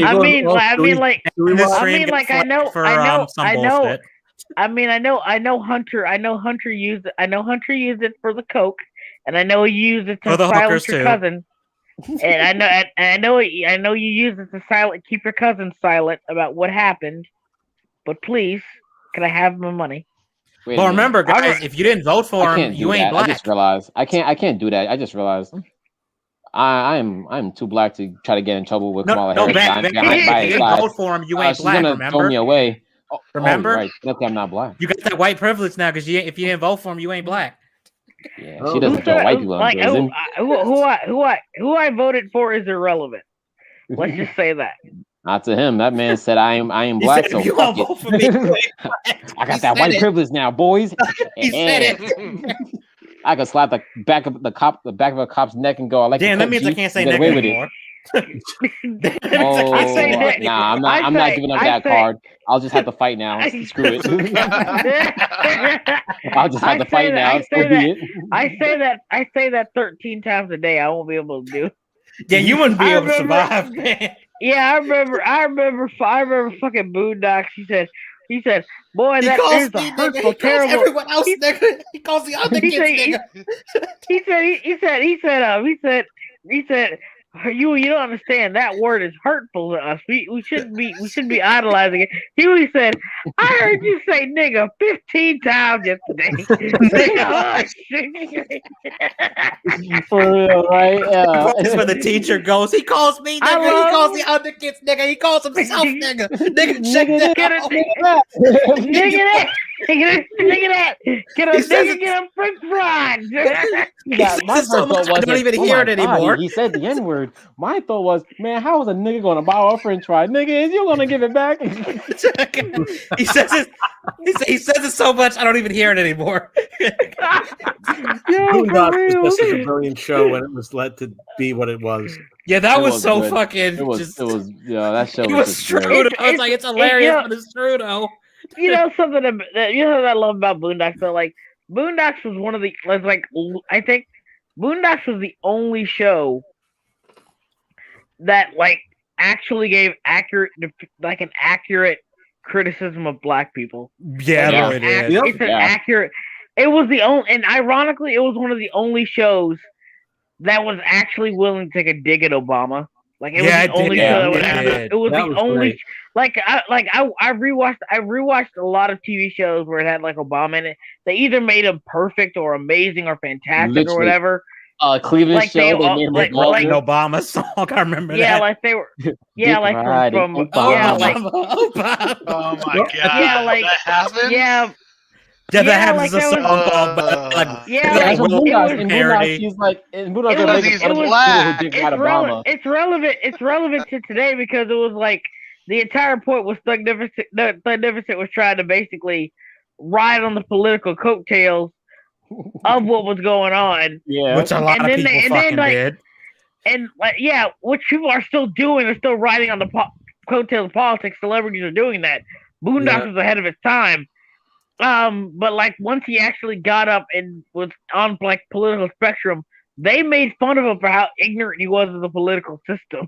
And I was like, yeah, man, this is still fucking relevant. I love Boondocks for that. I love that the Boondocks was the first person people to say, hey, he wasn't that great. He wasn't amazing. You guys overhyped him up. There was one other show that's like no one is safe. South Park, no one is safe, and Boondocks, no one is safe. You know, like everyone. These are shows that people. It's crazy if you're a celebrity. I don't know why you want to be in these shows. They're just gonna make fun of you. Yeah. If you got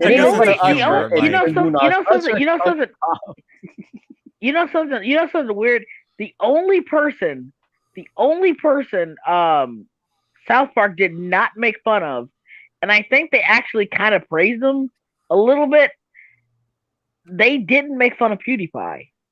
Yeah, they didn't. Yeah, they didn't. That episode was so weird. I remember it like it was yesterday. I remember hyping up. He came in and saved the world with Cartman. Yeah, PewDiePie came in. He was some little kid is trying to be me. I think it's what he said. And it wasn't even a cutout. It was literally PewDiePie in the corner of the screen. Yeah, he's like, and then it was like he was trying to like it was a guy trying to say, I'm trying to make celebrities actually celebrities again and not people on the internet. And at the end of the day, it was just Ike constantly saying he likes PewDiePie. I don't know if it was actually PewDiePie like on the show or if they just got like random. It was PewDiePie, and he came in just in the corner of the screen, his actual self playing games with Cartman as they're doing some stuff. It was like I didn't see it come. I was like, oh my god, that's actually PewDiePie. They actually got PewDiePie. It was funny. Like I'm sorry. It's funny because like you didn't. Who would think PewDiePie would accept like we're going on freaking South Park of all things, right? Like, he was I think he's the only person they didn't really make fun of. Yeah, they didn't really make fun of him. Yeah, I think that's only because he was only there for once, and they almost never really make fun of like streamers as much. It's something that streamers like South Park didn't really go after like. I think the entire ideal of it was that it was like the one time. I think like the reason they didn't go after PewDiePie as much is because I think like unlike celebrities, PewDiePie is like a genuine person. Like when you see him, he's cool. And I'm not even like saying like I'm not sucking the dude's dick or anything. Don't get me wrong. I'm saying like when you see PewDiePie, he's pretty upfront and honest about himself. Yeah, he's pretty really genuine. He's pretty genuine. When he says something, he means something, and when he's joking, he makes it clear he's joking. Yeah, and so it's really hard to make. It's really hard. It's really hard to make fun of an honest person. That's basically what it is. It's really hard to make fun of an honest person. Because that's how I like stay out of a lot of shit. I am really upfront with who I am. Like you guys know me. If I do something stupid or say something stupid, it's because I genuinely do it. If I say exactly, I really don't fucking care anymore. Anita and Ninja. Like Anita was trying to shame Ninja for not taking a stand, and like a lot of people jumped down Anita because, of course, they did because Anita. I mean, like Ninja's right though. He's like, it's not his job to teach your fucking kids. Right? Like, yeah, he's a streamer. You have a responsibility to do it. Don't get me wrong. I think to be like Romper Room or Sesame Street or Mr. No, they Rogers. expected him to be They're like the parents. like your typical far left, always got to politicize everything. There's That's not what they a expect here's him the to be. thing. I think There really isn't. I think Ninja is like an egotistical douchebag. Yeah, I don't even like even Ninja, but I like respect. Yeah, I don't him even for like that. Ninja, but like I respect him at least. Yeah, Like right. I respect him. At least you and, know like, what I he's respect about. him. Yeah, at least you know what he's about. Like when he said like, I don't play with women not because I'm sexist or anything, because like I don't want people thinking that I'm sleeping, that I'm Yeah, with because this Ninja's person. got a wife, right? Yeah, he's got a wife, and I'm just like, yeah, that shit does happen. It's the internet. it It's gonna happens, fucking and happen. Yeah, He doesn't want that drama in his life, and I understand that. Yeah, understandable, man. Like, but everyone's like, "Oh, he's sexist. He doesn't stream with women because he's sexist." It's like, no, he's just. He did and he damned if he didn't. So Yeah, he decided exactly. to go with the stance that was going to save his marriage, and Yeah, the smarter option. I mean, not even really save his marriage. He just wanted to avoid that drama altogether. Like he didn't want any drama that could leak into his relationship. He didn't like. Well, for some reason, it's always like a bad thing. It's like they got at him for that too. It's like, oh wow, really? It's like what? You're a sexist pig. It always reminds me of like when what was it? I think it was like early when Trump's presidency first started. I think Mike Pence. Yeah, Mike Pence was like he wouldn't be like alone in the room with a woman or something. Yeah, he was at a restaurant that like he denies sitting next to a woman or something, and they're like, "Wow, rude." Yeah. And I was like, "What? My man can't just sit with his wife? That makes no sense. How is this an issue? I just don't get it. There's always an issue out of something. It's like, come on, he just doesn't want to sit next to somebody. Like they're strangers. I don't want to sit with strangers either. Yeah, fuck that. Just want to eat my food in peace with my wife. Leave me alone. I want to eat my food in peace. So it's an issue. Every time Ninja says anything, it's like, oh my god, why don't you do this? Like, damn, leave the guy alone. And it's like, where do you get off like demanding this guy like do something, do that? Like, you're not his fucking manager. You don't pay his fucking bills. Like, yeah, like it's his damn stream. Like, if he doesn't want to get political, don't let him. Fine, cool, respect it. Fuck off. Yeah, unless like, they're gonna be that's another reason I like James Rolfe. He like if you want a guy who has a good career on the internet and like James has his life, got like perfect. Oh yeah, he's like I saw a video the other day. You know what the video was? What? It was playing games on Mario Maker that my daughter made. That's and it was the most, and that was the most. I had a smile the whole time, and it was the most wholesome shit imaginable. He's like, she's just like, oh, she made all these spikes, and I can't get through it. I'm like, and I'm just like, oh man, this guy loves this. This guy loves his kids. This guy really does love. Yeah, that's wholesome. Yeah, it really is wholesome. And I don't hear James Rolfe. The only trouble I've ever seen James Rolfe get into, and it wasn't even his fault, so when he said he just didn't want to like see the god awful Ghostbusters reboot. He was like, nah, I don't like seeing this. And he was smart for that. Like, he was smart. He made a video about it because he talked about it before. How he's like, whenever there's a Ghostbusters 3, I'll see it, and that's why he made an announcement. He's not going to see it because he doesn't care. Yeah, because like he said, and it wasn't even like a long or controversial video. It was like the trailer looked bad. I don't want to see it. I don't want to see it. Reaction. I was like, this trailer looks bad. How dare you not want to watch A, B, and C? Watches A, B, or C. How dare you not it's got to the point where if he did legitimately just stop doing Angry Video Game Nerd, which I think he might stop doing soon because he's just. I mean, he's doing a lot of reviews as of late. Yeah, he's like at this point. Like I think he's running. Like it's clear he's not. I'm not saying he's dispassionate about it. I'm saying like he's clearly he's clearly just not looking to be angry and negative all the time. He clearly wants to be positive. And honest to God, if you want to just drop it and just be, maybe he could just be the video game nerd and just talk about what he wants to. Because when he talks about stuff that he's passionate about and likes, they're legitimately really good videos. Yeah, and it's just, I will say he did videos. He did a videos where it's just look here's a bunch of Power magazines. He did that like pretty early on. So it's not like it wasn't like a thing. Yeah. No, I'm not saying like I'm not saying like he. I'm not saying like he's never done it. I'm saying like it's gotten to the point where he's doing a lot more positive videos, and those positive videos are still entertaining and still intriguing because he's clearly still passionate about it. He's not talking about something to stay relevant. Like he did an entire video about Bob Ross actually, where he said like he wanted to talk about like Bob Ross and how he inspired him as a kid to do paintings. And he showed paintings from when he was a kid, and they're actually really freaking good. Like he is really freaking talented. Like he's really talented because the paintings look amazing. And basically he said like Bob Ross is the big inspiration to him, and he loves him growing up. And I genuinely love the video. It was really, he was calm, he was passionate, it's a video he wanted to do and wanted to talk about. And I was like, yeah, if you just did these videos, I would still watch you. You might not get as many like you of course you're gonna be people who aren't gonna get like as many views, but I think the video still did well. I think it's got like 300,000 views on there, so it's not like people aren't watching it. But I also think he doesn't really care about that kind of stuff too, to be honest. I mean, almost every YouTuber really does, but like it's not something that bothers him keeps him up at night. I'm sorry, what was that again? Bags, what were you saying? I was saying he's probably not the type to worry about views anyways. Yeah, I don't know. I think like it's still like his main source of income, so he still does have to worry about views.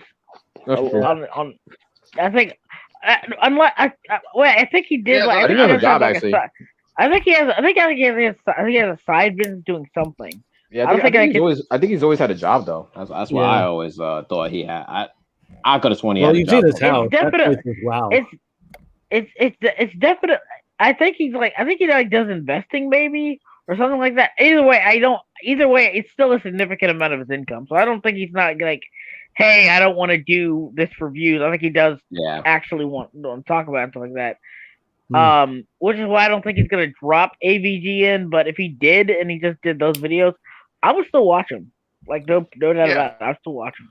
You know who a guy who's in the internet has just kind of fell off the face of the planet? Ego Raptor. Remember how cool he used to be, and then like recently. Well, Ego Raptor kind of shot himself in the foot. I guess I personally never really liked. Me neither. Like I never was never cared for him. I remember my friend, he was willing to me showing his animations. I was like, ha ha ha. I guess. Yeah, it was just kind of like whatever. But here's the thing. I liked him. I actually liked his Newground stuff back in the day a lot. Yeah, the Newground stuff was fantastic. I loved Metal Gear Solid 1 and the Metal Gear Solid video 1 and 2. And I love some of his earlier stuff. But the thing I think he really had something with, and he just kind of pissed it into the ground, was Sequelitis, where he basically was talking about like old game versus new games. Like he talked about like the differences between the reason why Castlevania 1 was really good and Castlevania 2 wasn't as good, and how someone tried to fix it, and they did a pretty good job, but there was a couple things that still weren't quite so fixed. And I use those in the lectures for my rookies, and saying, okay, this is why old school games are good, and I'm going to prove it mathematically. And I actually did that. and then basically, as much as I liked Simon's Quest, here's the reasons why they probably could have done better. And also one of the reasons why Super Castlevania, while a fun game, basically made the other, the secondary weapons completely pointless. I mean, it's just like there's no reason to use them anymore. Yeah, he didn't. You just did. But yeah, I did like those. Were really good. He just didn't do very much. Stuck with that. I don't know. But I guess they weren't getting like immediate views because he was. That's why he moved that channel Spike with making any views and other things. Like, oh, I'll just do the thing that I hate that it does get views, and it works. Yeah. Oops. I just don't like Aaron at all. Anyways, I don't particularly care for him. I think he's a dick. There's better. Honestly, you know what? He's a dick, obviously, but just because someone's a dick doesn't mean they're not talented. That's true. Yeah. I am actually planning on doing videos for this channel actually soon. Ooh. Nice. Yeah, I'm gonna be doing. I'm gonna be. Yeah. I'm just gonna, cause I wanna like make my views heard, and I was thinking like of doing like I was thinking like trying to make like a bunch of jokes, but I don't. But I'm thinking like I'm just gonna. First, I gotta stop repeating myself because I realize I do that a lot when I talk. I do that too, man. It happens. I do that a lot. But I also wanted to, be punctual and just get my point across. I don't want to like make a bunch of skits or jokes and stuff like that and get bogged down by it. I mean, don't get me wrong, I'm a funny dude, but I kind of want to do something where people can like understand my point of view when it comes to writing or making characters. So I have 2 so far that I want to do. I want to do a video on subverting expectations. Ooh. And I want to do a video on, like, I want to show objectively what a Mary Sue is, because I think you can boil it down to a formula of what a Mary Sue is. So you're going to make a video on Ray Palpatine. You mean Ray Skywalker? I know what I said. I know what I said. I basically, she's gonna be in that video, but I'm gonna try to avoid it mostly because she's a really easy target. Come on. I mean, I think she had potential, but Disney fucked her up. I think. Here's the thing. Probably. I'm sorry. I'm gonna say this. My most controversial take on this is going to be that who here has played Red Dead Redemption 2? I haven't played that yet. I have not. No one's played Red Dead Redemption 2. Nope, never got a chance. Sorry, man. I just didn't have 100 gigs to blow on my PlayStation 4. Fuck. Well, this doesn't work then because there's a character in there. She's a female character, and a lot of people like her. And I keep telling people she's a Mary Sue. She's a textbook Mary Sue. But a lot of people, I remember posting about it like on my old account before I got one from last year, like my old account, and I said Sadie Adler's a Mary Sue. And a lot of people disagreed with me. A lot of people said I was wrong. A lot of people called me out. A lot of big people too. So so like I was like, but no, I said no, fuck it. She's a Mary Sue. I can prove it. I can prove it with everything she does. Cause like, I'm gonna have to like I guess I gotta do a video because it's hard to explain. Yeah. Because like, here's the thing, like, she like, it starts out with you saving her, right?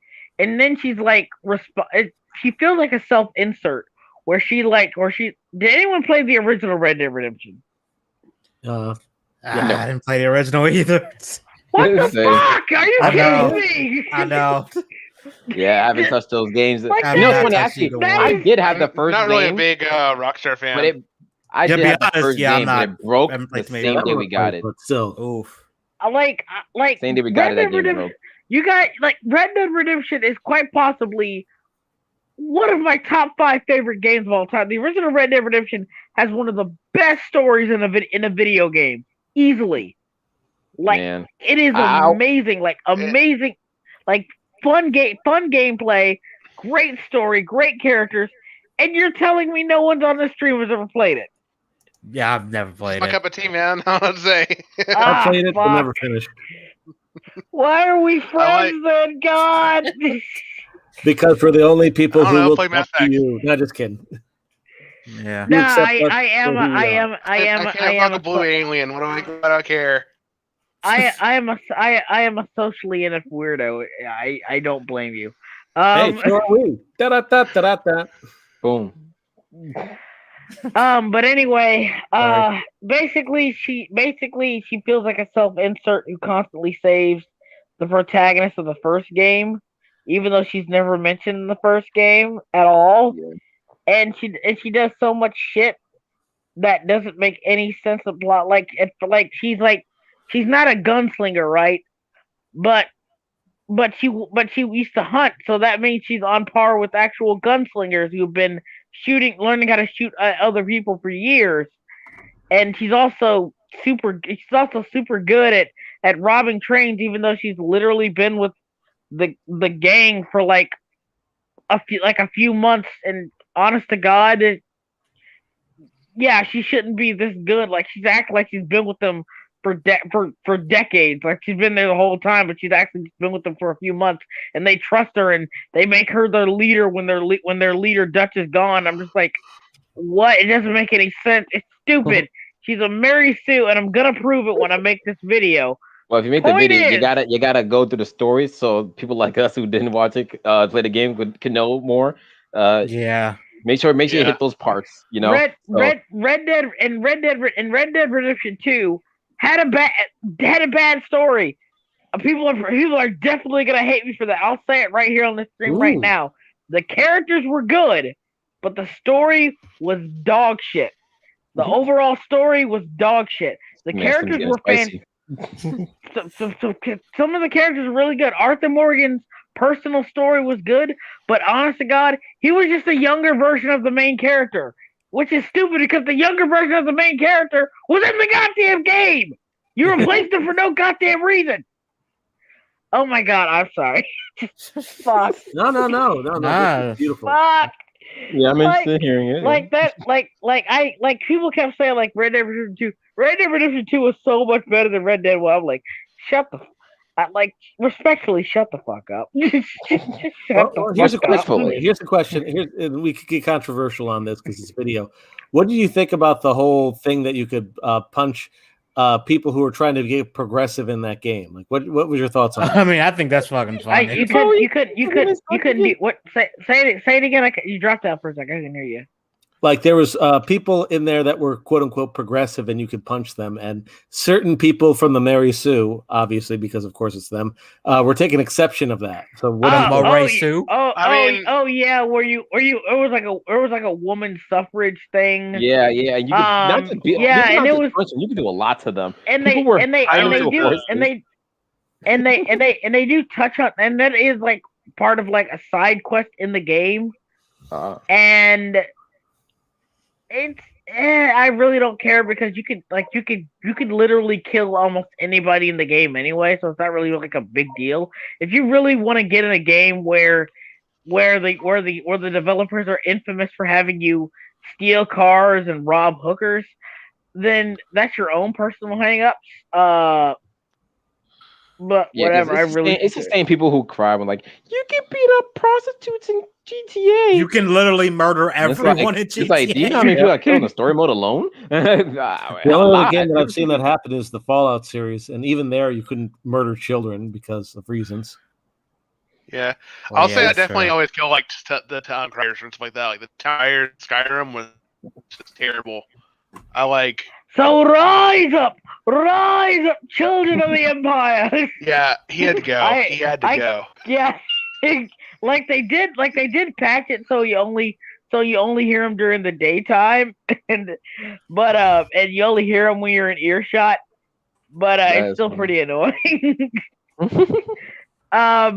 And then there's of course like Nazim. Do you get to the Cloud District very often? Of course you don't. nigga, I'm a fucking nigga. I am nigga. Do you know who I am? You know who I am? I am the fucking what was it?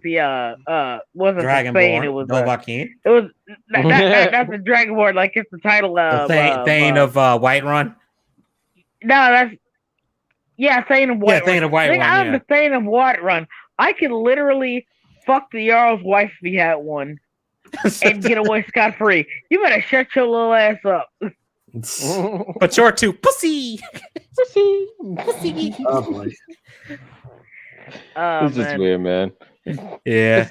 It's crazy. Because one day I will play those games, but you just remind me that I did get Red Dead Redemption and the same day it broke and I was like, damn. Damn. It was technically our fault though. It was a joint effort between me and my brothers. Man, I'm gonna be upfront. Red Dead Redemption 1, one of my favorite games of all time. Red Dead Redemption 2, story was kind of boo boo and all over the place. Mm-hmm. It was an unnecessary prequel that, honest to God, it just wasn't as good as the first game story. Like it's just like here's the thing. I can replay Red Dead Redemption over and over again because the story is so fucking good. I will literally replay Red Dead Redemption because the story of Red Dead Redemption is so fucking good. That's what keeps you coming back. Red Dead Redemption 2, one and done. One and done. I could not do the story again. Yeah, because it was just. I'm sorry. Because it was so tedious, and it didn't again. It doesn't ruin. It doesn't. Yeah, I'm gonna say it kind of ruins the first game. Ruins a lot of the first game. You know, to be honest, I kind of feel the same way about Injustice 2 and Mass Effect 3. I mean, I don't get me wrong. I liked Injustice 2. No, Red Dead. No. Here's the difference. Red Dead Redemption 2 is a prequel. Red Dead Redemption 2 is a prequel to the first game. Wait, it is? Yeah, it's a prequel. Oh, which doesn't really make a whole lot of sense, but yeah, it's a prequel. You know what I want to see? Someone makes a prequel and they don't call it 2, they call it 0.5. Like they make a prequel, Red Dead Redemption 0.5. 0.5. Well, technically, Red Dead Redemption is actually a sequel to a pretty obscure that's true. It is cowboy shooting game. I forgot. I think it was called Red Dead Trigger, Gun I think, or something. Red like that. like Red Revolver. Like that, Red Dead Revolver. That's what it's called. That's right. It was a two, and like there's like very little reference to it in Red Dead Redemption anyway, so I don't even know why they made that connection. Because like the only thing from Red Dead Revolver is that they do bring up Harlow in one of the scenes where you're in the campfire and they talk about Harlow. So campfire. I guess, yeah, I don't know, but yeah, Red Dead Redemption is like legitimately one of my favorite games ever. If you guys didn't like The Last of Us Part 2, that Red Dead Redemption is a good story about where. Bro, I'll go on record. I don't even want to go. I don't even want to spoil it because the ending of Red Dead Redemption. I already know the ending. Unfortunately. Yeah, it is legitimately fucking sad, but it does make a lot of the story. It make a lot of basically, it does make things pointless, but it doesn't make things meaningless. If that makes any sense. Like, because we went through that whole, because there was a reason for going through that whole story. Yeah. And it's not made meaningless, but it is made pointless, but it still had a purpose. You know what I mean? Mm-hmm.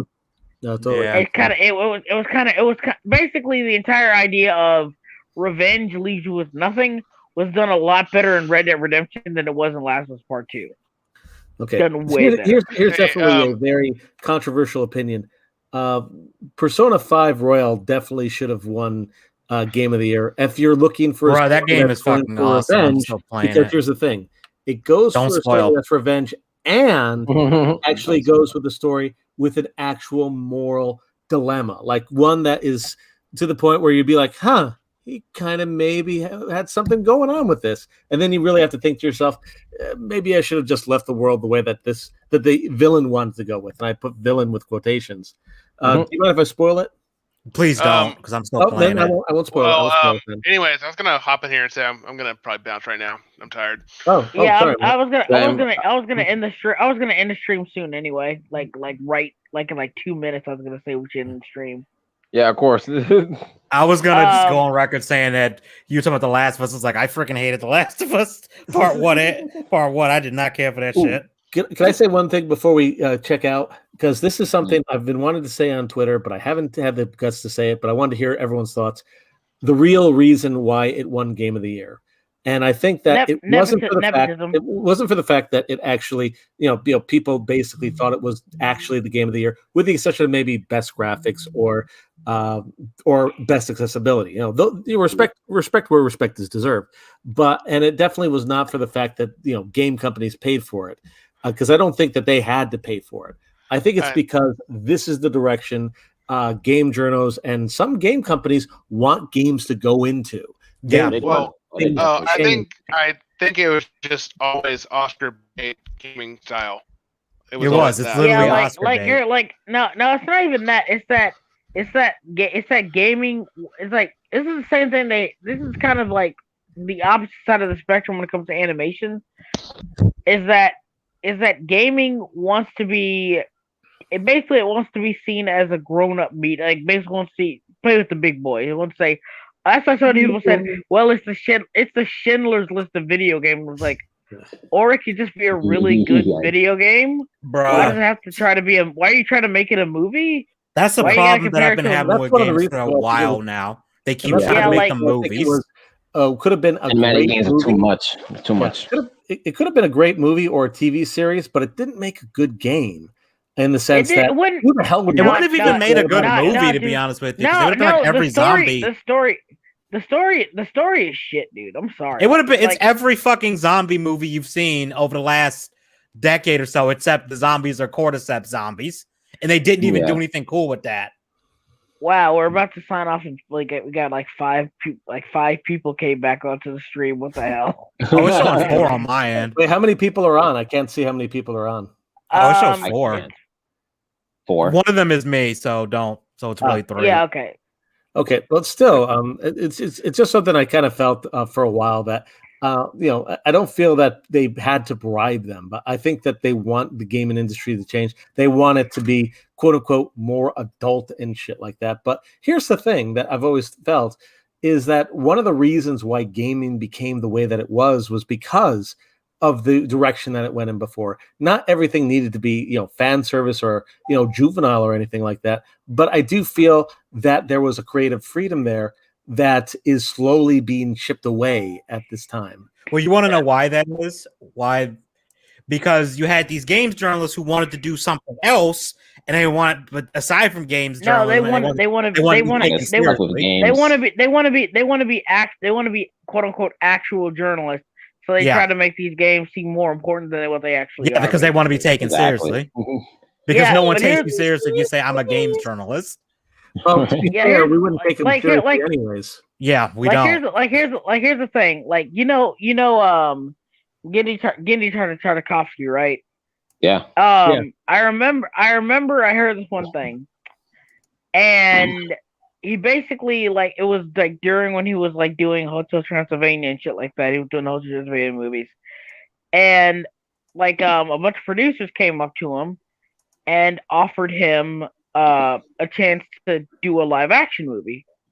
And what they said was basically on par with, so are you ready to start making? Are you ready to start making real films, or are you ready to start making actual stuff? And Gendy, and apparently this is what happened.